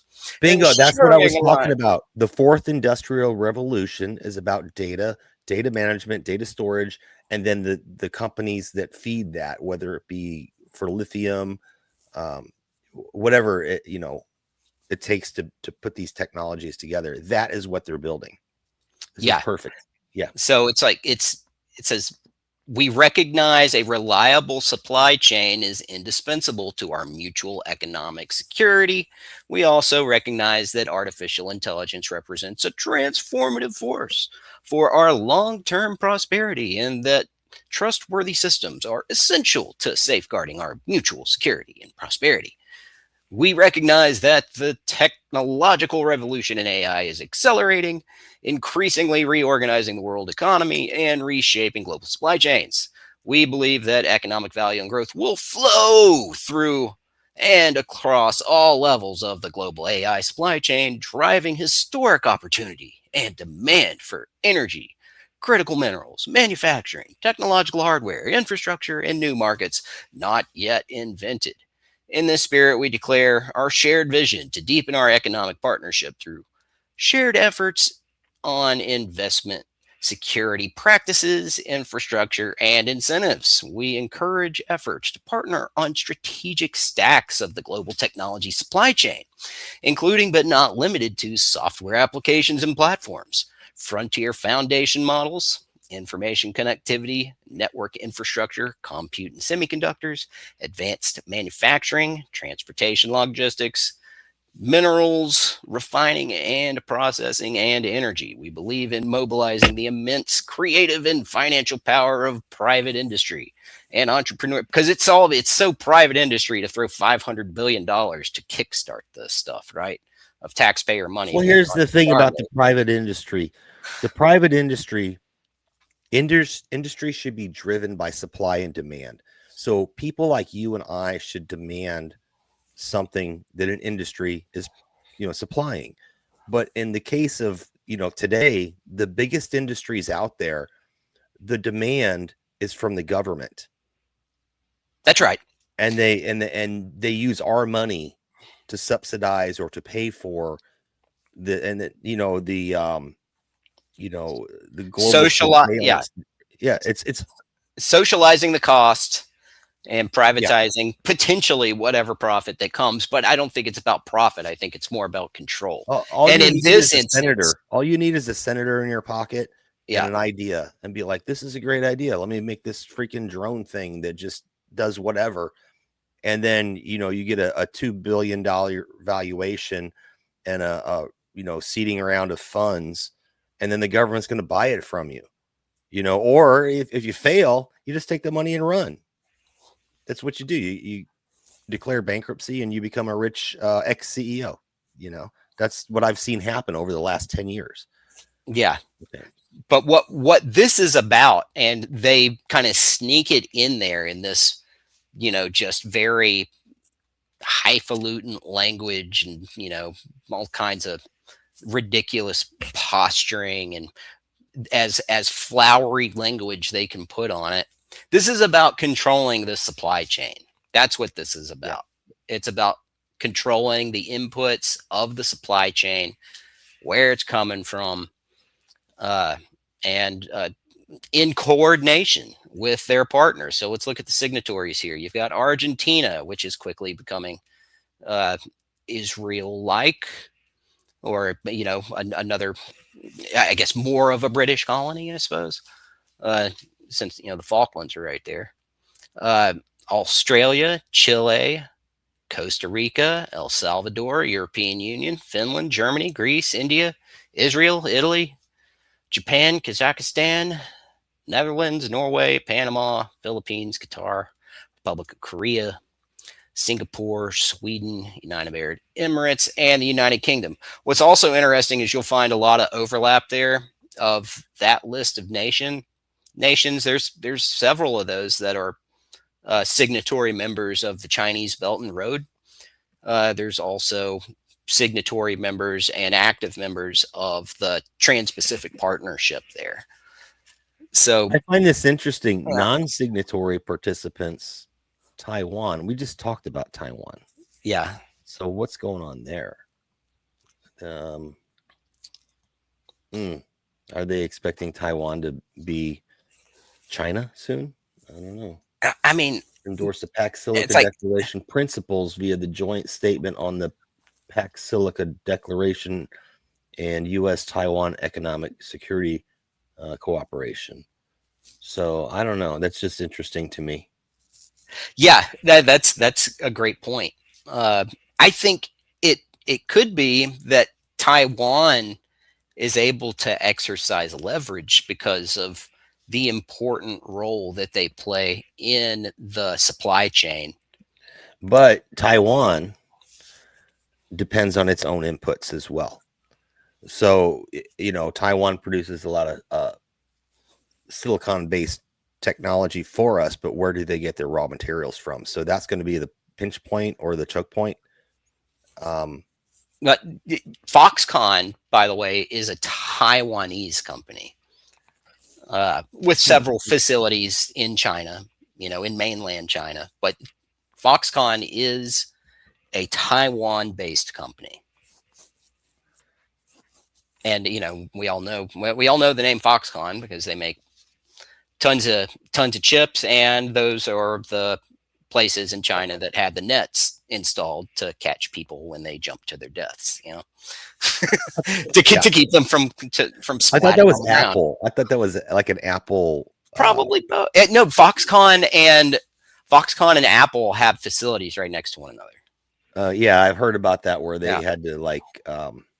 I've literally seen a documentary that somebody actually filmed where they were making knockoff.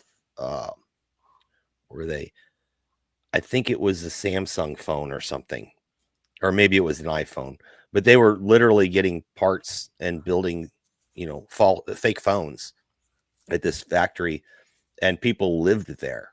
They literally would go into a room and sleep, and then wake up and walk into the other room and work all day. And it's that's the kind of places that they were jumping off and killing themselves because there was no escape. Yeah. And I know all of, I don't want people to get me wrong. I know not all of China is like that, but in this one particular building, it was like that. And people felt like, I mean, I guess you could just walk out the door and be like, screw it. But what are you going to eat tonight? So it's a tough spot to be in. Yeah. You have to walk away like that. So, Yeah. But yeah, I find it funny that it's a Taiwan based company that whenever he was talking about people jump off buildings in China and blah blah blah, it's a Taiwan based company. wow. Which is China. I mean, Taiwan is a semi-autonomous region of China. Yeah, it's still Mandarin Chinese. Yeah. Interesting about Taiwan is very similar to Okinawa, where it's been kind of back and forth.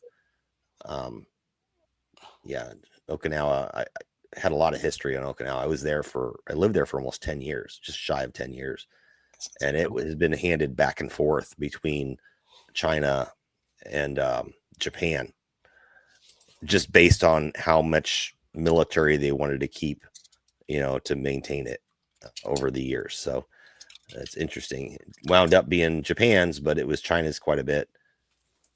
But interesting. Yeah. Okinawa is an interesting place, particularly as it relates to the martial arts. So much. All those kung fu weapons that you see for Yeah. Chinese movies were actually almost all of them came out of Taiwan.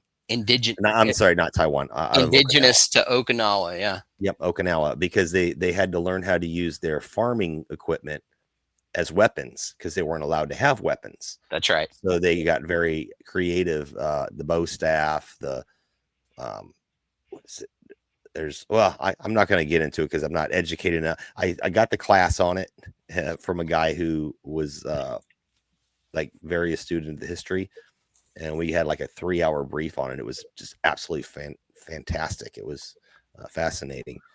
But yeah, do your research on all these, what you think is Chinese weapons. Like you think of ninja sword, right? Ninja sword. Mhm. Ninjas were horseback bowmen. They were not swordsmen. They were bowmen on horseback. That's what they were known for. And like I want to say they were also, at least in what literature I've read, which is fiction, but it kind of described ninjas as dishonorable, like more like spy and attack under the cover of night, not like your face to face. How like your samurai all line up. Special forces, they're like your special forces, and if like you want to go off somebody quietly, you send a ninja, and it causes great loss of face to do that kind of shit. It's like you were like you didn't fight them face to face as a strong samurai should, all that kind of stuff. But yeah, Okinawa is really cool because it's where karate came from. Now the samurai sword is actually Chinese. I did the history on that because I'm into swords, like swordsmithing and stuff. I like to watch Forged in Fire. Yeah, that's actually the folding of the steel and the multi layers and the differential quenching, which gives it a soft spine but a very hard edge. That was a Chinese thing for sure. And Destin Helm says he's still stuck in a Chinese finger trap. Funny story. I won a bunch of those at a carnival when I was a kid. And on the way home, I put all 5 of my fingers in 5 of these traps. Let me just tell you, I needed help to get out. So, yeah, I put all 5 fingers in 5 different, from the right and the left hand, and I got stuck. So, funny story.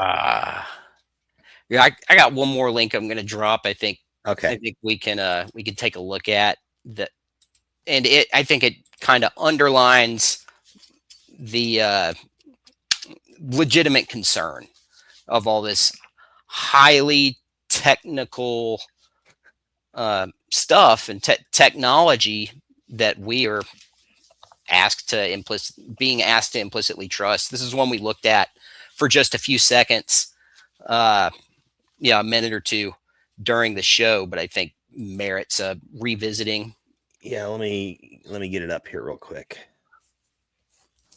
What the heck happened? There it goes. Oh no, it's got to verify I'm a human. Let's see. Am I a human?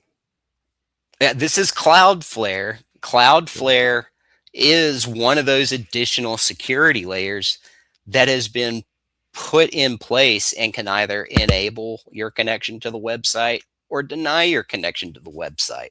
It's very much stepped into the role that the Internet Corporation for Names and Numbers used to play. And it's maybe not as transparent as the Internet Corporation of Names and Numbers was. Like if they have bad intent, they can really gunk things up for the functionality of the internet, I guess is the point I'm making. Well, you're going to have, like we talked about earlier, you're going to have the latest operating system with the latest browser. And this isn't, just the internet. It's like the coagulation of all the different places on the internet thinking they need to be the highest security type stuff to protect your data. Whatever. They don't protect your data. They sell your data. This is to keep you into the newest thing. I talk about my Fitbit, right?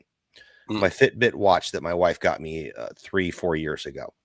It's a Versa 2. I don't know what generation that is, but it's an older Fitbit. Worked fine. I got it. It made me create a freaking account. Why can't I just put it on? It tells me the time and tells me how far I've gone. I don't understand why I need to have an account somewhere, but it made me make an account, signed in, got it set up. Okay, whatever. Worked perfectly fine. Told me the time, told me how far I went, told me how much I slept at night, my REM patterns. I mean, a lot of functional information for me, but it all of a sudden didn't want to work unless I was signed in. Mm-hmm. And I didn't do an update. I didn't do a software update or nothing. It just, at least not that I'm aware of, but it stopped working. And the main thing I noticed is that if I let it die, if I let the battery die on it and I charged it, the time was frozen in place. So let's say it died at midnight and now it's 6 o'clock in the morning and I plug it in and charge it, it still says midnight. And the only way for me to get the time to update was to sync it with my phone now. Right. So I sync it with my phone, but now it's even worse. Now I have to be signed in on the app. It has to be synced with my phone, and I have to have my location services turned on. That's crazy. And I have to have my Wi-Fi turned on. It's making me do all these little things. So we're getting into this wearable, wearable for me, for my information. I'm okay with that. If you want to tell me what my heart rate is, how many steps I've gone with a pedometer or whatever, how many flights of stairs I gone up using GPS, I'm okay with that. But why do I have to have that sent to a third party? But my watch is completely unusable now without me consenting to give all of that information over to a third party. Yeah, I mean, it's a smart device. So the reason that it's even available on the market is because of its data gathering utility. You know, But everything is doing that right now. Like my phone. Yeah, and the Google more Maps. arrows, the more arrows in the quiver, Mhm. the more points of data and data sensors, the more accurate picture they can. Hey, the more worthwhile and the more they can do with that data, I would imagine. So and it's about just compliance. You know, that's all part of the zero trust architecture, least privileged access aspect, and the need to constantly verify and re-verify because you are never trusted. You are assumed to be untrustworthy and never will be assumed trustworthy because you will always be expected to continue to verify Well, who you are. they're going to continue to this. My phone, and I've talked about this on Nights of the Storm. Um, Google Maps, right? I could completely have my phone in airplane mode and then just turn on the cellular portion, but Hmm. leave the Wi-Fi and Bluetooth and everything else off, just so I put the picture on the screen, right? I didn't need to have location services turned on or nothing. I could put in one address, go from here to here, and it would give me the map. And I wouldn't have the little arrow, where I physically am or anything like that, but I could just kind of get the gist of where we got to go. But when we went to Colorado back in June, I went to look. We had like some construction we ran into, and I was going to look up an alternate route around it. And it says, "Oh, you need to have your location services turned on." I'm like, "Why? I could just tell you where I am. Why do you need to, locate me via GPS?" But I turned it on, and then it says, "Oh, we need your Wi-Fi turned on." I'm like, "Why? I don't have Wi-Fi in the car." But it will not work now. And my phone, I literally regressed my phone back to an older version because it stopped working after it updated about a year ago. So I'm not aware of any update that I've done, but apparently the Google Maps app did an update. So now I have to have everything, basically every sensor turned on for me to be able to functionally use Google Maps if I want to do navigation with it, that is. Um, that was something that was new. It didn't happen before June. I didn't have to have my Wi-Fi because I usually don't keep my Wi-Fi on. I don't keep my Wi-Fi and Bluetooth on at all because I don't Yeah, like the extra EMF. But it should have worked off of the cellular and the GPS. That's all you need. I don't get it, man. They're trying to push me out of my phone, and I had a lot of stuff I was going to cover on 4G going away. 4G is going away, by the way. yeah. I think I may have talked about that. It's hard to remember what I've talked about because I always prepare so much and then we never get to it all. But 4G is going away. So if you don't like this AI embedded cell phones and stuff like that, well, good luck when 4G goes away. That'll be about 2028 or so, 2027, 2028. It's going to go away. There'll be some things that are still tied to the network, but they will force your phone off just like they did me on 3G. They canceled my wife's phone, which is a 4G phone. I was still using the 3G phone because we swapped SIM cards. I was using her old phone, Yeah, and they tried to tell us that they cut her phone off because it was no longer supported. The 3G was shut down, blah, blah, blah. I'm like, yo, jerk. She has a 4G phone, and I'm actually calling you on her 3G phone right now, and it's working just fine. And then they cut me off. So crazy. forced me into a new phone. So planned obsolescence, brother. It's coming. We're gonna have to either start giving some stuff up or just learn to live with it, I guess. Well, on that note of the EMF, I just today, a couple days ago, found some research on how they can modify your genes non-invasively with the electromagnetic field. Uh, at least that's the claim. That's research out of Korea in April of this year. And it's called the electromagnetic field inducible in vivo gene switch for remote spatiotemporal control of gene expression. Yeah, they got to put it behind that language, right? Right. They can't be like, hey, we can just like completely change what humanity is.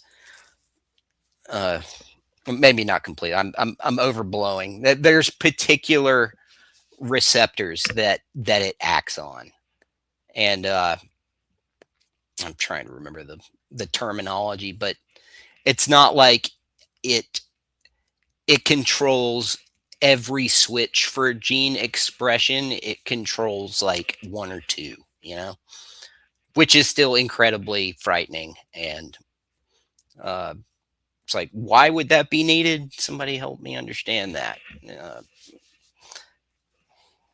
My gene expression is either I wear them really tight to show off my butt, or I wear them loose and saggy, to be kind of gangsta. Yeah, hiding No, that I iron, wanna hiding mention that something. iron. Yeah. I want to mention something Radio Sack put in the chat, and this is absolutely true. He's talking about GPS, and he's like, you can get offline maps. You can even do that using Google Maps. At least you could back in the day. But I have a Galaxy S4 that I cannot put on any network right now because that's like a 3G. I think it's 3G or pre 3G, 3GS maybe, whatever it was. But I have that set up. I set that up as a speedometer for my dad's bike because when I had it rebuilt, I have to retotal it out, and I had it rebuilt. I didn't want any gauges, so it's just a real simple. It holds my phone there, and I use the old phone. It's completely offline. Everything's shut off, but I downloaded. The only thing turned on is the GPS receiver, but it has a speedometer based off GPS, and it has offline maps, so I have navigation on it. So yeah, that's good thinking, Radio Sack. If you can get an old phone and download, you put a big enough memory card in there and download like the USA or USA/Canada maps, and as long as it has a working GPS receiver, you can use that for sure.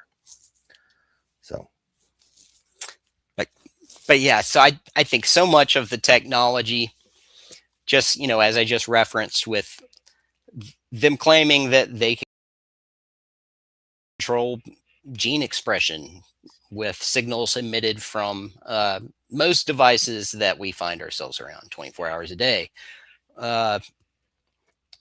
And I don't trust that, but it doesn't change the fact that it isn't a black box. So much of this technology is a black box. Databricks is a black box. The data centers are a black box. AI agents and how they're programmed and everything else, they're all black boxes. And absolutely, the science that these guys are producing with algorithms and how they're arriving at their results, many are becoming separated from that process because it's a algorithm doing it for them. It's kind of de-skilling people at the highest levels, which ought to be a cause for concern. Yeah, I gotta say, you use the word de-skilling, and I gotta say I'm a victim of that because I was 17 years old, about 17 and a half years old, and I decided to go to freaking Las Vegas. I had never been out of Missouri, west of Missouri at this point in my life. I jumped in my car with no map, no GPS, no nothing. I just knew that Highway 70 went west, and I went west, and I would stop at the rest areas, and there was always a "You are here" map, and I would just jot down on a piece of paper, okay, you got to go down to this place and turn left on this and right on this, and paid attention as I was driving, and I navigated all the way to freaking Las Vegas with no Nice. GPS and not even a paper map. I mean, I knew how to use paper maps, but I didn't even spend the money to get one. I just used the "You are here" maps and be like, okay, and you used your odometer. You're like, I got to go 50 miles and I got to look for this cross highway or whatever. Yeah, we have de-skilled ourselves with these electronics to the max. What's up, Levi? I see Levi there. What's up, Greg? I see Greg. Karen Peterson, I didn't say hi to you yet. Yeah, just welcoming people in the chat. Yeah, welcome you guys. Great to have you here this evening. But yeah, it's de-skilling your PhDs and your lab techs and your science focused skilled trades. You know that from a data gathering and laboratory results. I mean, it's literally removing people from the process of uh, of determining what the results are. You know, which is you can't find a better example of de-skilling, and you know that just speaks to how much of a black box this stuff is. Um, and we really got to be careful about where this takes us from here, because we're just being asked to trust everything. Let me give you an example. So a buddy of mine who I've worked with in the past in an online marketing company, the tools that you have to work with as a campaign manager on AdWords or, you know, these various platforms, your ability to measure the success of your campaign, you know, the return on spending and all, you know, time and temporal metrics of, you know, when sales are happening.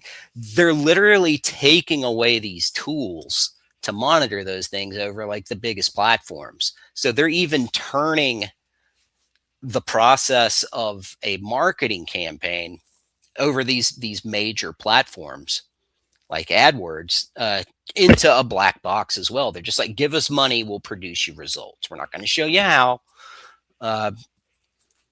And you know, somebody who's been in this business, like my buddy has been since before I've known him.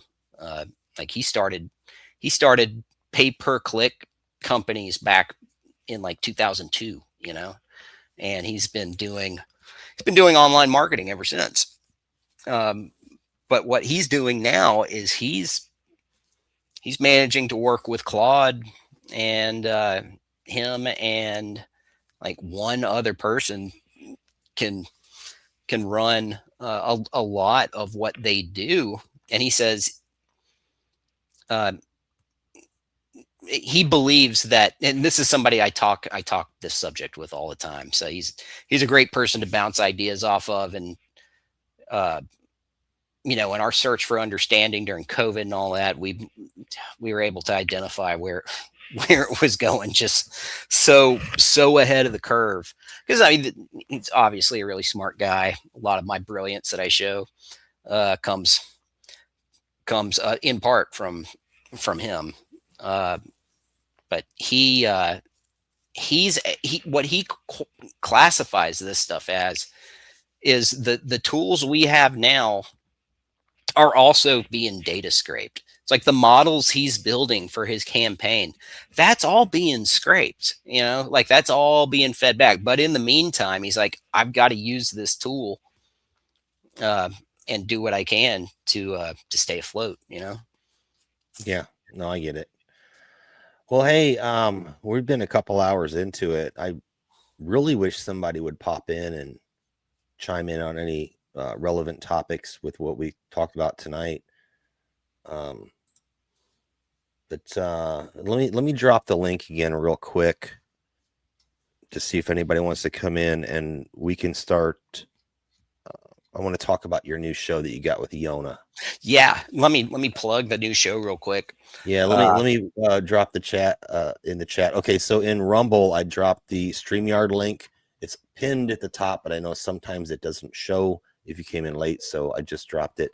If you want to pop in and chime in on any of the stuff we talked about, please come in and let me share the screen and we'll go on your show right now. Let's see.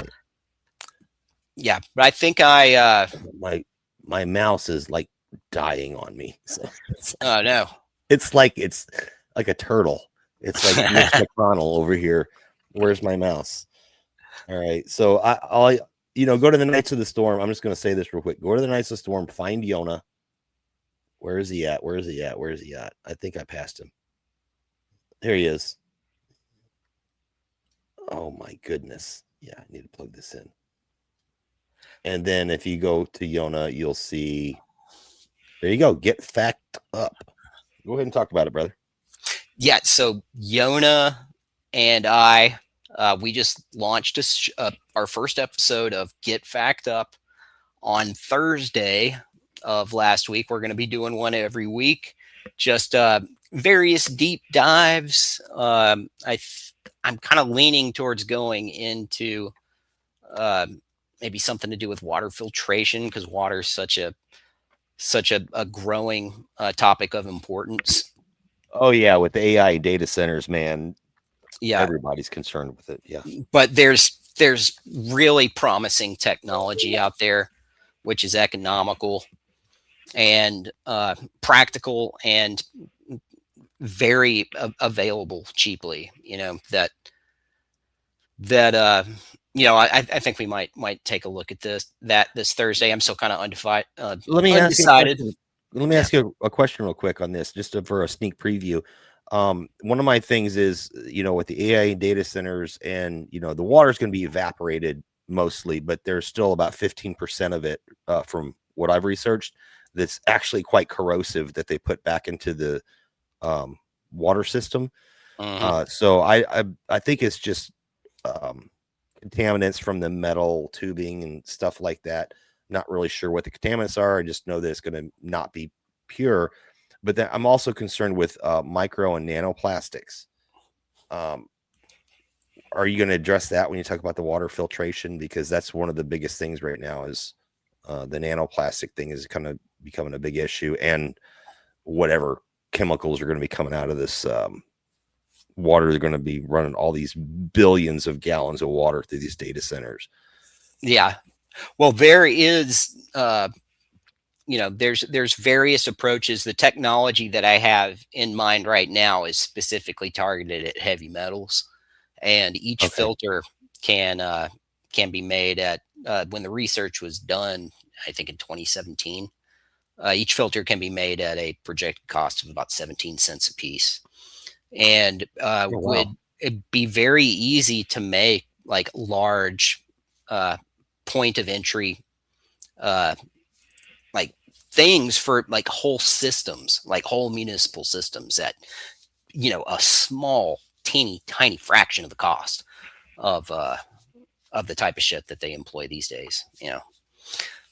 And we have a problem with heavy metals in the water in the United States. I'm not sure if anybody remembers what was the town up in Michigan? Well, here's an unaddressed, with the lead in the water and all that, and they made a big deal out of it under Obama, and he went up there and he wouldn't drink the water. Well, here's a whole other thing that people don't talk about, and maybe you can look into this and bring it up. So if you look at pharmaceutical companies, especially with the SSRIs and stuff like that, they actually have to do studies about what the down water effects are, like if the stuff gets flushed down the toilet or whatever. But more importantly, a lot of these chemicals, even though your body flushes it out, it comes out through your urine and it goes into the wastewater. And a lot of times that water either goes out to sea eventually, into a river, at the sea after it's treated or whatever. Those chemicals are not necessarily removed. That's right.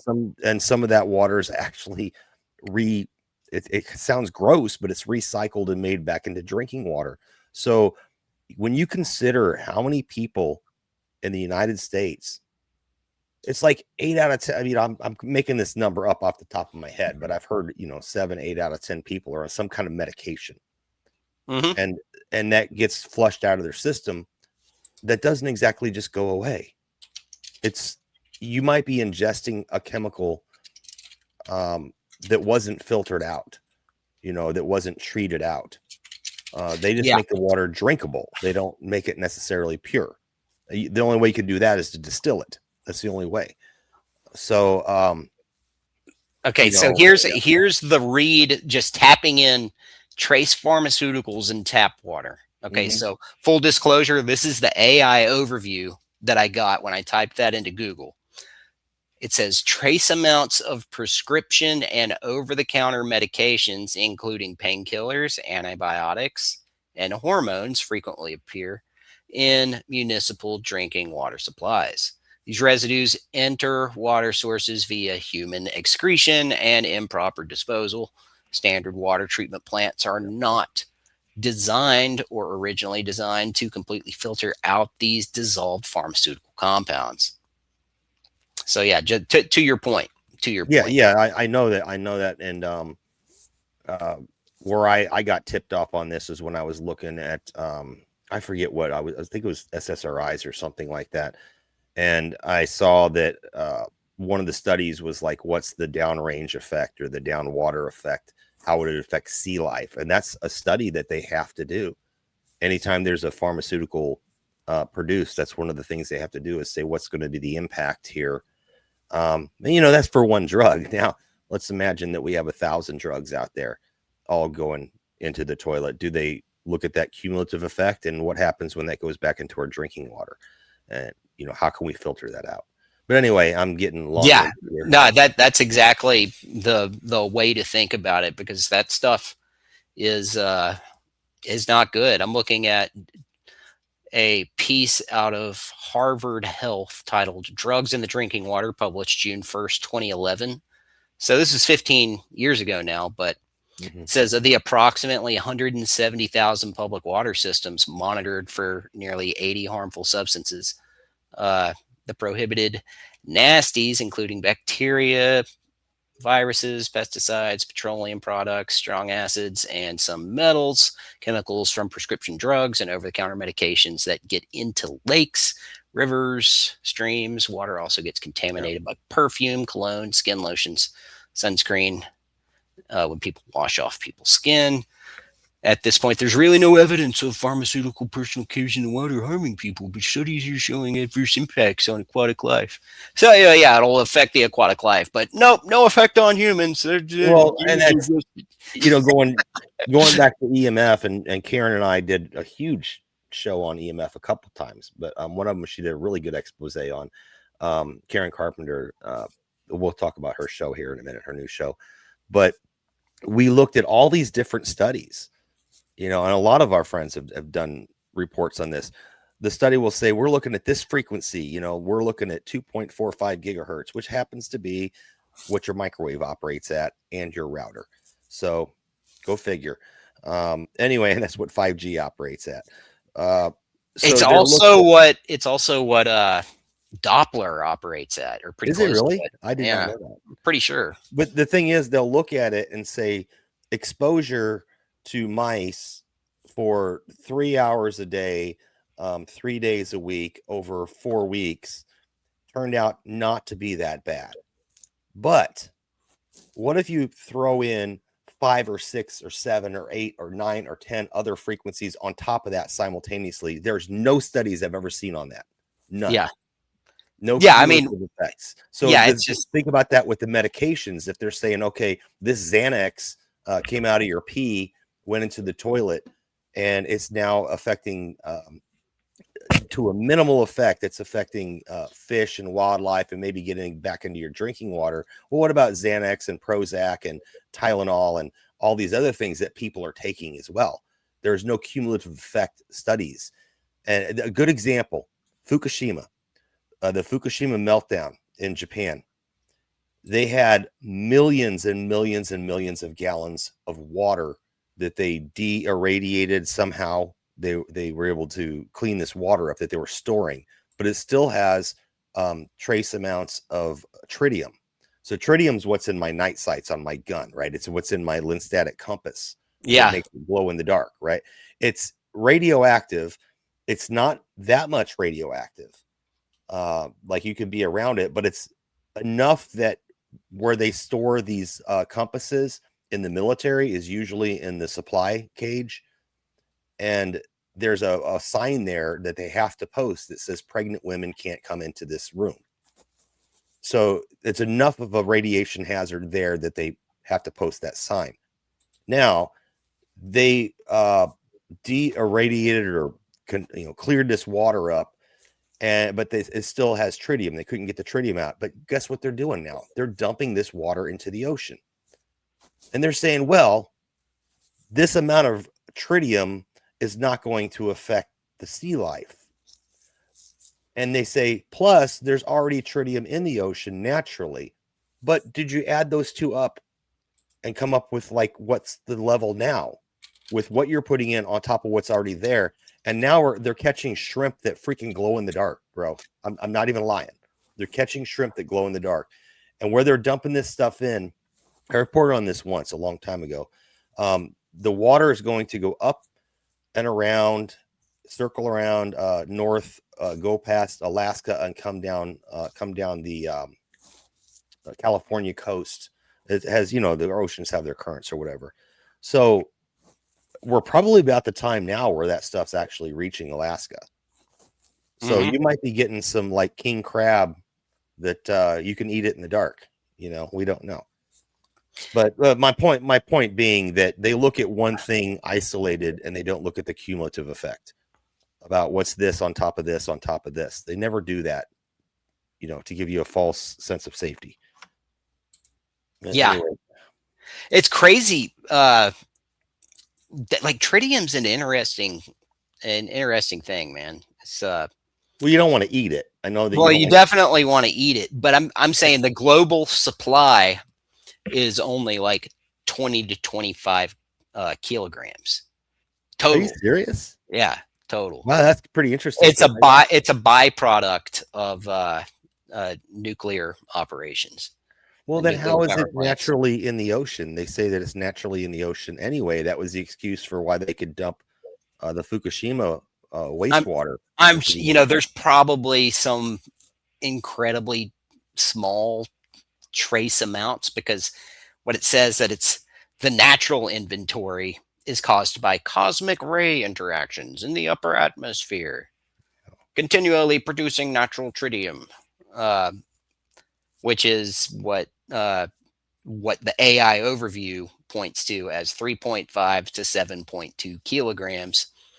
Wow, that's not much. I have 3 pistols with tritium night sights. I feel lucky, and a compass. And it has a half-life of 12.3 years. So, it doesn't last all that. It doesn't last all that long.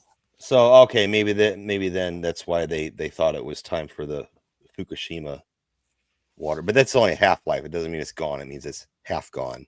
That's right. Yeah. And it's like we're gonna pour concentrated tritium into the ocean, when what they're talking about, natural tritium, is something which is created in the upper atmosphere. It's not something coming out of a nuclear reactor. How we make tritium is, let's see, tritium is a critical component for experimental nuclear fusion reactions paired with deuterium, because the total available global civilian stockpile is tightly constrained and largely spoken for by objects like the ITER fusion experiment. I believe that's in France. Future commercial fusion power plants plan to breed their own tritium on site by bombarding abundant lithium with neutrons. For those on camera, I'm holding up one of my, without trying to point it at my head, I'm trying to so you can see these tritium sites. It's just a couple little dots, and those continually glow without having to be like, we've all had a watch that had the glow in the dark hands, but you had to charge it up in the sun or something, and it would glow for like an hour. Yeah, these just glow forever. Or 12.3 years or so. Well, they'll be just half dimmed at that point. Yeah. I have my one of my pistols. I think I've had that one for about 6 years, and it's still as bright as ever. So we'll see how it goes in 12 years, man. But I like the night sights because, don't want to give away your position. That goddamn right, man. But that's I right. guess nobody's going to come in and join the conversation here. We got quite a few people in chat. I don't know if I said hi to Nostra or not. Nostra is in there. I said hi to Levi. Karen Peterson's in there. Hey, Karen. I think I acknowledged everybody. Do you want to go and get out of here, man? Sorry. Yeah, we Of course. can go ahead and wrap up.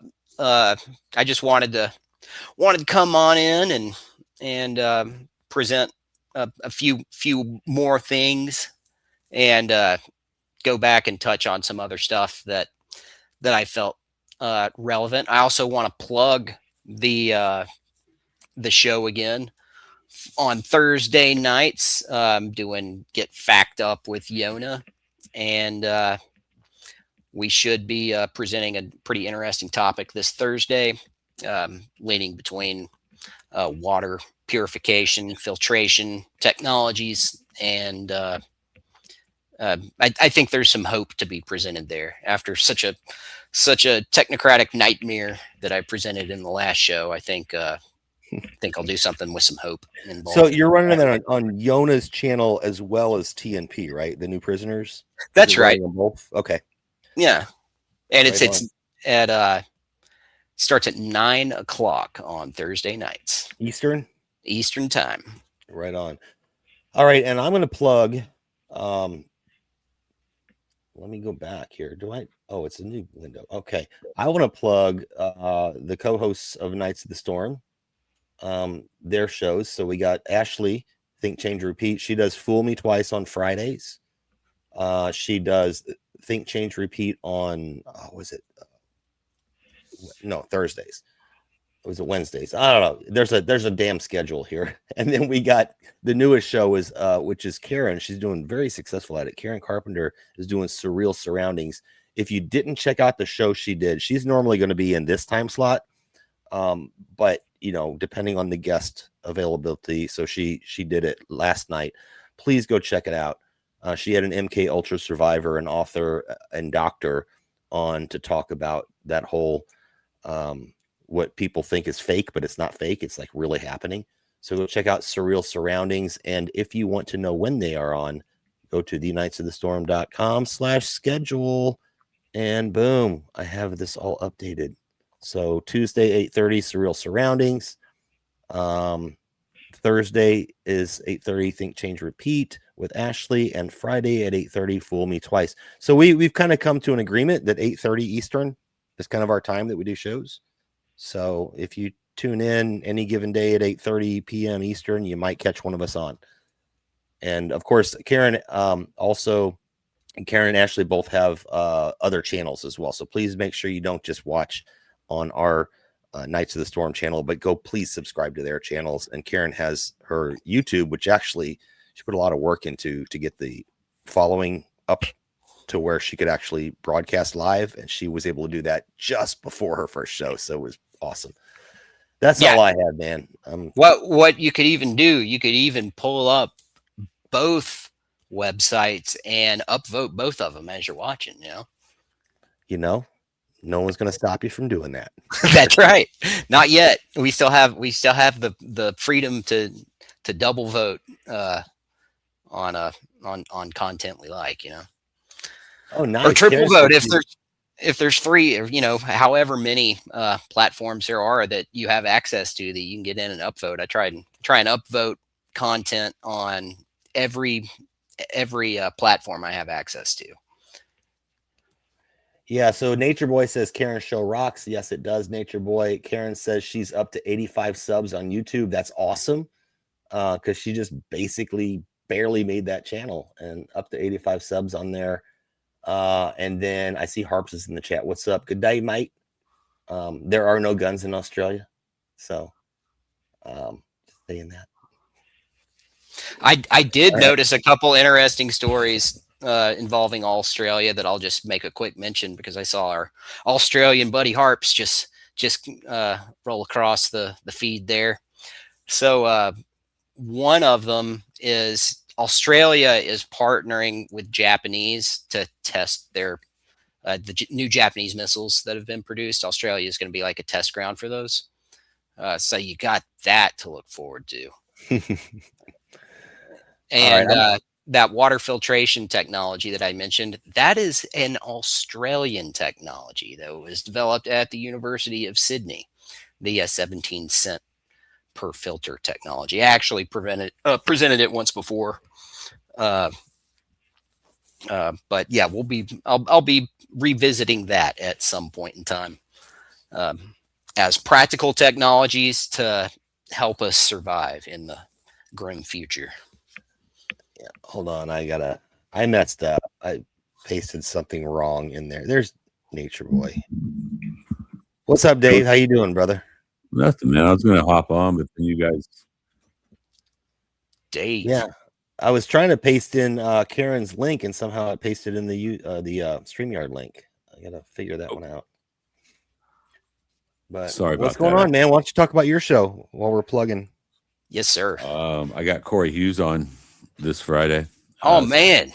Yeah, ain't quite figured out, the what we're going to talk about, but generally the way my show goes is I'll have it all topicked out and I'll throw out a topic and the conversation kind of just takes its own life after a while. It's just like, whoa, didn't expect it to go there, but I'm glad it did, So that's what's going on my show, The Third Rail Nature Boy, this Friday, 8 p.m. Jason's highlighting that because he features me on his website, which is so awesome, brother. I appreciate that, man.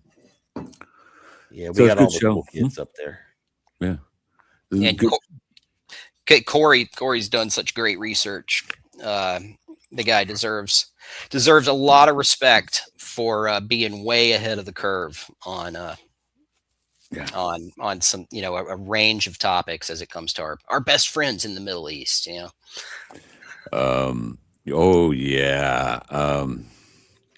Let's just say him and Miss Teal definitely share something in common when it comes to that there, buddy.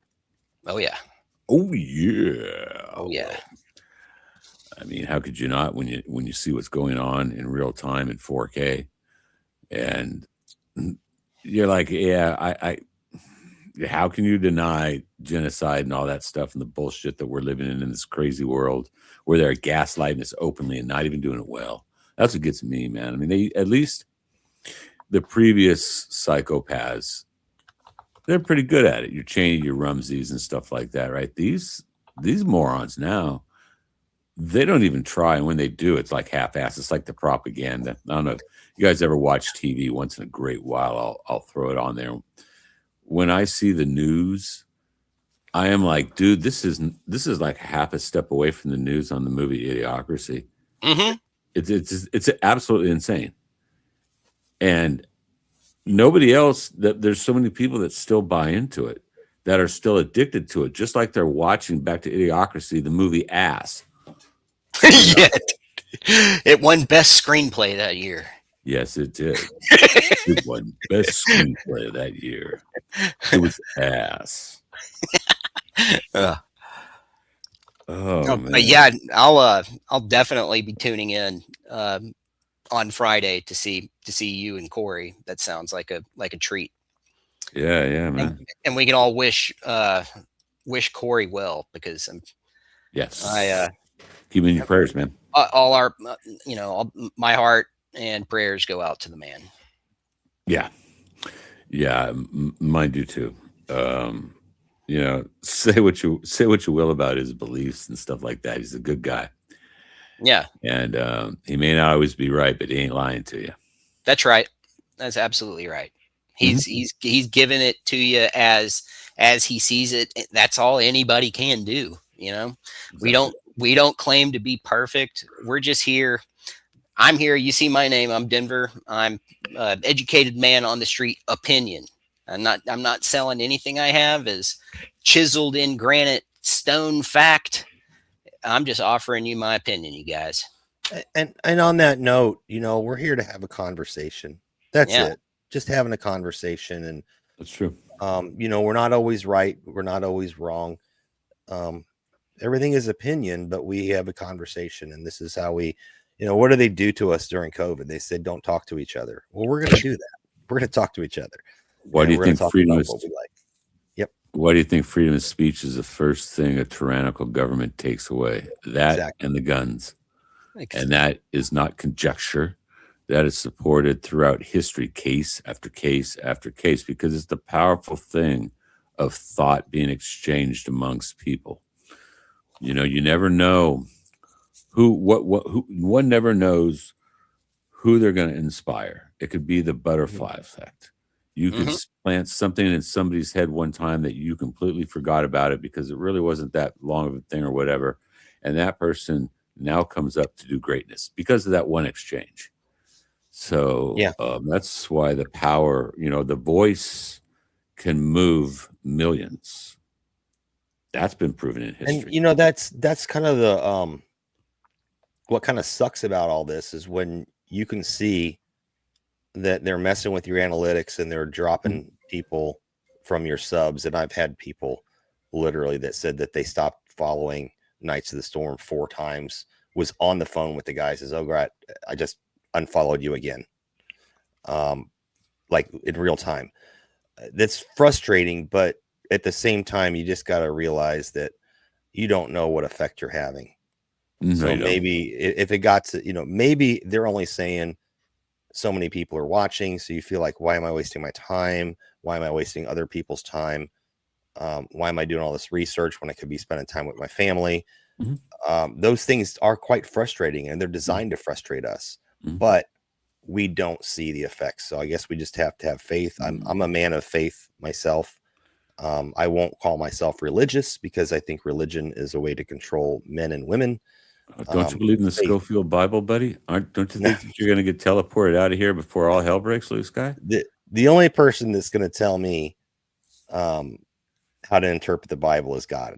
God's going to tell me when I read it. He's going to give me knowledge on, and that's the whole other thing. We talk about that on Verse of the Weeks on Saturdays. But anyway, yeah. If you want to get out here and talk. You may feel like you're not doing nothing. You may be showed that you're not doing nothing by Rumble or by YouTube or Twitter, but you really don't know whose ears that's falling on. You don't know. You don't. And they depend on suppressing popular opinion because, you know, look at what we're witnessing. Nobody other than I would say institutions and their primary benefactors, like people who are already fabulously rich and powerful, nobody else really supports this stuff. Oh no, there's no money in this gig, guy. No, in fact, it costs money to do this. I mean, there's exceptions, but even doing it full time as a pro with talent and skill, it's a hard life, man. You know, I wouldn't want it. Yeah. But I really think that we reach more people than we know because they are always it's always going to appear that you are reaching less people than you are, because if there wasn't suppression, then the popular and the crowd would have already overtaken these people. Yeah, it's you know, I mean, for me personally, when was it? 2 years ago, the second time I went down to Mexico, and Jordan recognized me in the no, was it my first time? I fucking lose track, whatever. But when Jordan recognized me in the airport in Mexico City, I mean, the fact that, holy fucking shit, there's one person in the world who looked at me and said, "Are you Nature Boy?" Fuck. In Mexico City, I'm like, wow. I'm like, oh, I guess I am getting out. It's kind of goes back to when I first met Charlie. Yeah. And I said something. He says, "Oh, thanks, man. You know, that's good to hear, you know, that people out there are actually listening to what I'm saying." And I'm sitting here going, "What do you mean people are listening? You're Charlie fucking Robinson." But once I sat in his seat, I can now understand, because in the audience's mind, you have a big audience. Everybody's like, yeah, everyone knows who you are, Cat. But if you're sitting in a microphone, you have limited information engagement. And also, if the numbers are suppressing you, you really don't know what you have out there. That's right. Yeah. And don't do it for the thing that for me, if I was to some young kid, some young podcaster wants to come up and wants some advice, I'd say the first thing that you have to do is define why you want to do it. And it cannot be for money and it cannot be for clicks because or can it necessarily ego? But you have to have an ego to do it because you will fail. You're not going to make money. If you do, it's difficult. So don't get sold out by these influencers out there that drive around fucking Lamborghinis. They could be gone tomorrow in this media sphere. The wrong statement. And here today, nowhere tomorrow. So have a desire to do it. For me, the initial thing is I have a love of truth. I have a curious mind. I want to be surrounded by people who are smarter than I am. I just want to be around a bunch of people who are the smartest people in the room. I also have a strong love for production. And when COVID hit and all my live music, production gigs dried up, all my MCing, no more hanging out in the green room with Grammy Award winning fucking artists, that went sucked up right up. And we all know why. I was like, well, what the hell am I going to do? And this is a quick little story. I'll make it quick. So ironically, the very last gig I did was the Ray Charles project. And it was this ensemble. Many of them were Grammy Award winning singers. And it was a story singing type thing of Ray Charles. It was a great concert. And the narrator and the bass singer, who is from, I don't think it might be Take Six, something six. They're Grammy Award winning acapella, right? First time I heard this cat's voice in the backstage, my head snapped around to Linda Blair. I'm like, I don't think I've ever heard that's the second most beautiful voice I've ever heard from a man. The first is James, the dude that did Darth Vader. James Earl Jones. James Earl Jones. And we got to talking and he planted a fucking seed in me. Come back to what we were thinking about. It just dawned on me. He says, do you do voiceover work? I says, hey, man, I've tried for a long time, but I kind of gave that thing up because it's a hard nut to crack. And he said, step in my dressing room. And basically says, you need to get into it.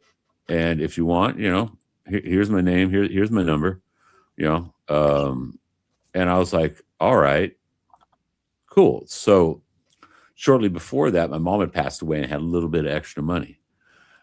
And I built my studio, and with no clear intention, I just had in my mind, this is funny, this kept repeating in my brain. If you build it, they will come. If you build it, they will come. So I did. And did a good job at it, I have to say. A little ego boost there. And so I met Chuck. And then I started working for Chuck. Boom. Now I have a reason. All right, cool. Now, then when that took its course and I'm sitting out here with my finger up my ass going, what am I going to do now? You want a producer? No, but they're like, dude, what? I'm like, and then Ricky's voice, the seed Ricky planted in the back of my head. I think the first time I was on the Union, it was the second time. And at the very end of it, everyone's playing the shows and said something, about something about, I don't know how I said it, but he says, well, you need to get your own show, David. I was like, well, I know I got the voice, but I don't think I got the gift of gab. He says, dude, people would tune in to you just to have you read the phone book. And I laughed. We all laughed. That's a good line. That seed planted.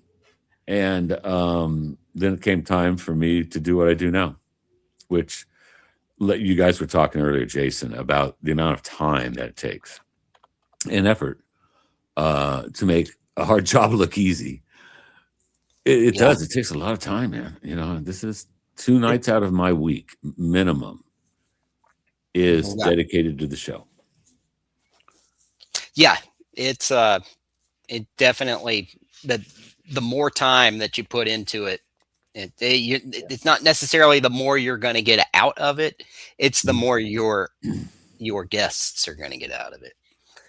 Yeah, That's yeah. what it is for me. It's like Same here. I over prepare because I don't want to have a guest come on or the co-host. You know, I don't want to let down my co-host. You know, Ashley and Karen are absolutely phenomenal.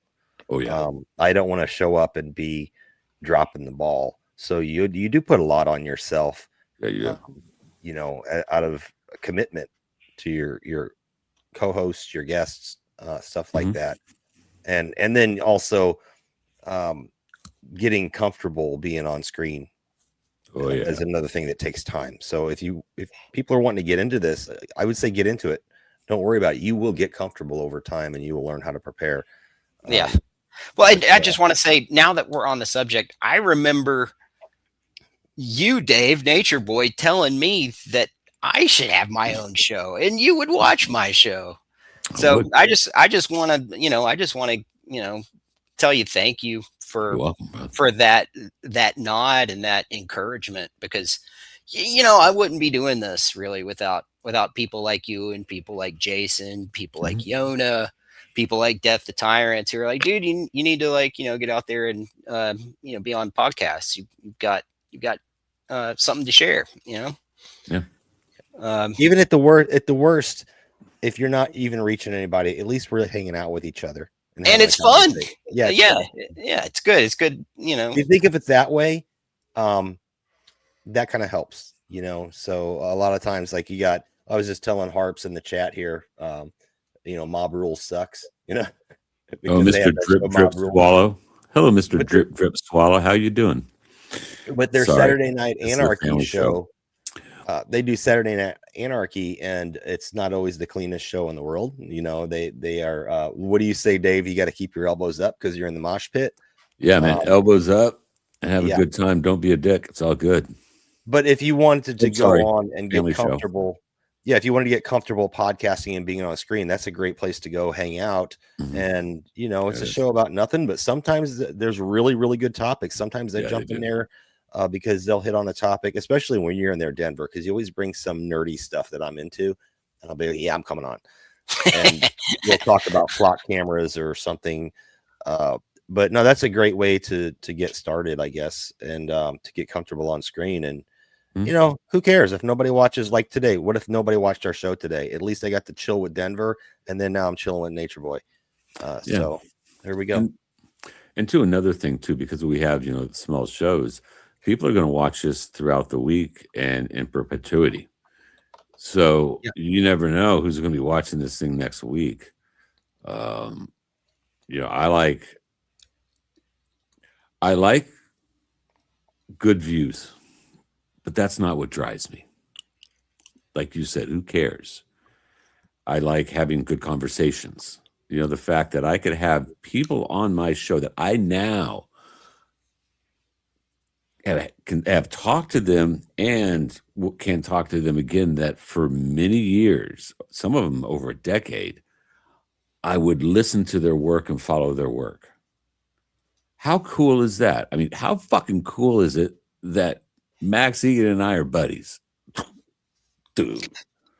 Yeah, like Sybil Edmonds. It's like, and I mean, just like incredible people. She used to be one of my. I was a huge fan of hers, dude. Huge fan back during Newsbud and the Boiling Frogs report and all that stuff. I was keyed in to the work that they were producing. Can I ask Dave something? Can I ask you a question, Dave? Before I have to bail out of here soon, but I want to know if you had the same experience as me. But when we started doing this, I was very nervous about contacting anybody to be like, "Would you come on my show?" We want to interview you about, like even Don Jeffries, he's written several books. And I was nervous to ask Don Jeffries to come on, and he's been on many times. He's a great guest. But I found that in this sphere of folks that do this, they're actually really easy to talk to. And if you ask, people are really willing to come on. They're like, yeah, I'll come on, because they're willing to help you out. Now, I would have never known that if I hadn't taken the step forward and said, let's go do this thing and let me make that email, let me make that telephone call, whatever. But I think that as far as a life improvement situation where you're improving who you are as a person, improving your confidence, improving your outgoingness, I think that it's kind of a cool thing, because now I'm not scared. I'm not scared. I'll call the president and be like, hey, you want to come on, do an interview? You know, of course, he wouldn't want to come on this show, but I'm not No. scared. What I'm trying to say is I'm not Yeah. scared to ask him, because this is Are you that's the serving flow. pizza? You in show business, you have to get comfortable with rejection and to understand it for what it is. For me, you know, I had no problem asking people on my show, but I've been doing booking for 15 years. So I'm like, I'm just booking for myself now. Shit.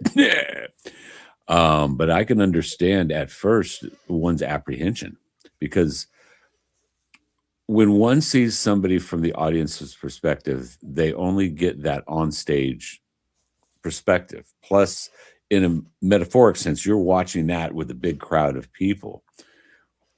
And what that perspective does not give you is who that person is backstage. Because that person backstage, many times, my experience has been, with a couple exceptions, have been just regular people, very approachable, good conversations, who just happen to have really, really kick-ass jobs. And so if you reach out to them in the right manner, a lot of them are very receptive. I mean, just a word for advice to anybody who's starting to get into booking: draft booking letter. Have yourself a kick-ass booking letter. That simple little trick will open up many doors. Mine, it's, hi, I'm David, blah, blah, blah, producer, blah, blah, blah. That's my first introduction. Second one is about a 5-sentence paragraph personalized towards them. Really enjoy your work. Been seeing you for many years. Hey, on Tucker Carlson. Whoa, what a knockout. Hypothetical, of course. Then the next paragraph is a description of the show. It's the Third Railed Nature Boy is was a conversational long format, blah, blah, blah, blah, blah. It broadcasts at blah, blah, blah, blah, blah, on blah, blah, blah, blah, blah. And then I always finish that sentence off with, and it is a good platform to promote. And then I look at, are they an author? Do they have new books? Are they a musician? Do they have social media? And I'll take generally 3 of the biggest things that they cover and put that on them. And then just a basic signatory, thank you very much, whatever the heck I have on there, contact information. And what I do is I have a template. So I'll have who I'm going to, and I always put dear. If I do not know them, I put dear. Dear Mr. So-and-so, dear Sibel. You're like me. I still write emails in the typical how you would write a letter, where you have the proper opening, Right. indent, you do your paragraphs, and then you sign off. Right. I do, yeah. And, to people who are professionals, recognize when one says dear instead of hi. All right. Hi is just hi. Yeah. Dear so-and-so. That says, oh, this cat's got a little professional expression. Okay, I might want to work with this cat. And it's all about the booking letter. I mean, you could be the worst fucking host in the world, be the biggest jack-off jerk, can't talk, and got the worst voice, but you got a booking letter? You'll get guests on the show. Mm-hmm. Now Yeah, absolutely. Yeah. Dear, it's a showing of respect. Mm-hmm. Sure. And you're not being you're not beating down their doors. You're essentially planting a seed. And it's And like, it's a little more come on in. friendly to whom it may concern. That sounds like you're talking to somebody that to whom it may concern. Yeah. Or Like, basically a dead person to whom it may concern. I don't know, fucker's dead. What you saying, Denver? Sorry, I didn't mean to interrupt you, bud. No, it's people recognize that, like a nice letterhead. I mean, if you could even find the address to mail a written letter these days, that would have the ultimate impact and showing of respect, to take the time to neatly write out a hand letter. When you really want to get in touch with somebody important, that's it right there. that's how you do it, man. And you get some proper stationery. Yeah. Get some nice stationery. Nice thick paper, that's how it's done. Yeah. But in this day and age, in the electronic world, that is the ultimate way to do it, though. Because I know if somebody sends me a letter that this has actually got a stamp, this is handwritten, I'm going to open it just to say, who is this cat? It's almost like it's too nice to throw away too. I can equivalent it to when I used to come home from deployments or from long TDY missions. My wife would always decorate the house up, and she'd buy those little flags, the little blue flags that you'd see people put on the graves or whatever on the 4th or whatever Memorial Day. And I could never bring myself to throw one of those away, because you know how you're military, you're prior military, and we treat the flag with a certain respect and dignity. And it's like, how do I throw that in the trash? So I had a whole drawer full of these things, but that's how a nice letter would be. I just can't bring myself to throw it away. It's going to be saved and stored somewhere. Anyway, kind of a weird comparison, but that's how I feel about it. If somebody writes me, or it's kind of like if your nephew or niece draws you a picture and they mail it to you, you're going to put it on the fridge. Could you ever bring yourself to throw that in garbage? No. I framed one of those recently. I got one of those for my birthday from my nephew Charlie up in New York, who just discovered mail. So my sister and her husband, they're having a lot of fun with that right now. And he sent one of his first letters to me, and it was it was a picture and a little note. He's only like 2 years old, but. Yeah, I framed it, and I've got it in a frame. I took a picture of it, sent it to them, so he could take a look at it and smile. And when he's in town next time again, I'll show it to him and be like, "Hey, thanks for that birthday present, buddy." and when you don't want to put it on the wall anymore or the fridge, you can make a scrapbook. Memories. Yeah.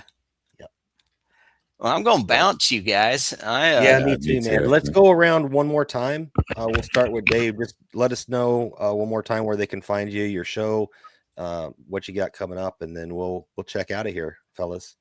The Real Nature Boy, live every Friday night, 5 p.m. Pacific, 8 p.m. Eastern on Rumble and X. It's on AM Wake Up and the TMP New Prisoners Rumble channels. It's posted on Jason's website, Knights of the Storm. Audio podcast, which is commercial free, by the way, is wherever audio podcasts are. And if you listen to it, subscribe to it, follow me, give me a rating, leave me a comment. I love my comments, even if they're from my hate listeners, because I love my hate listeners. So yeah, that's about it. All right, Denver, one more time, what you got going on with Yona and anything else you might have coming up, and we'll get out.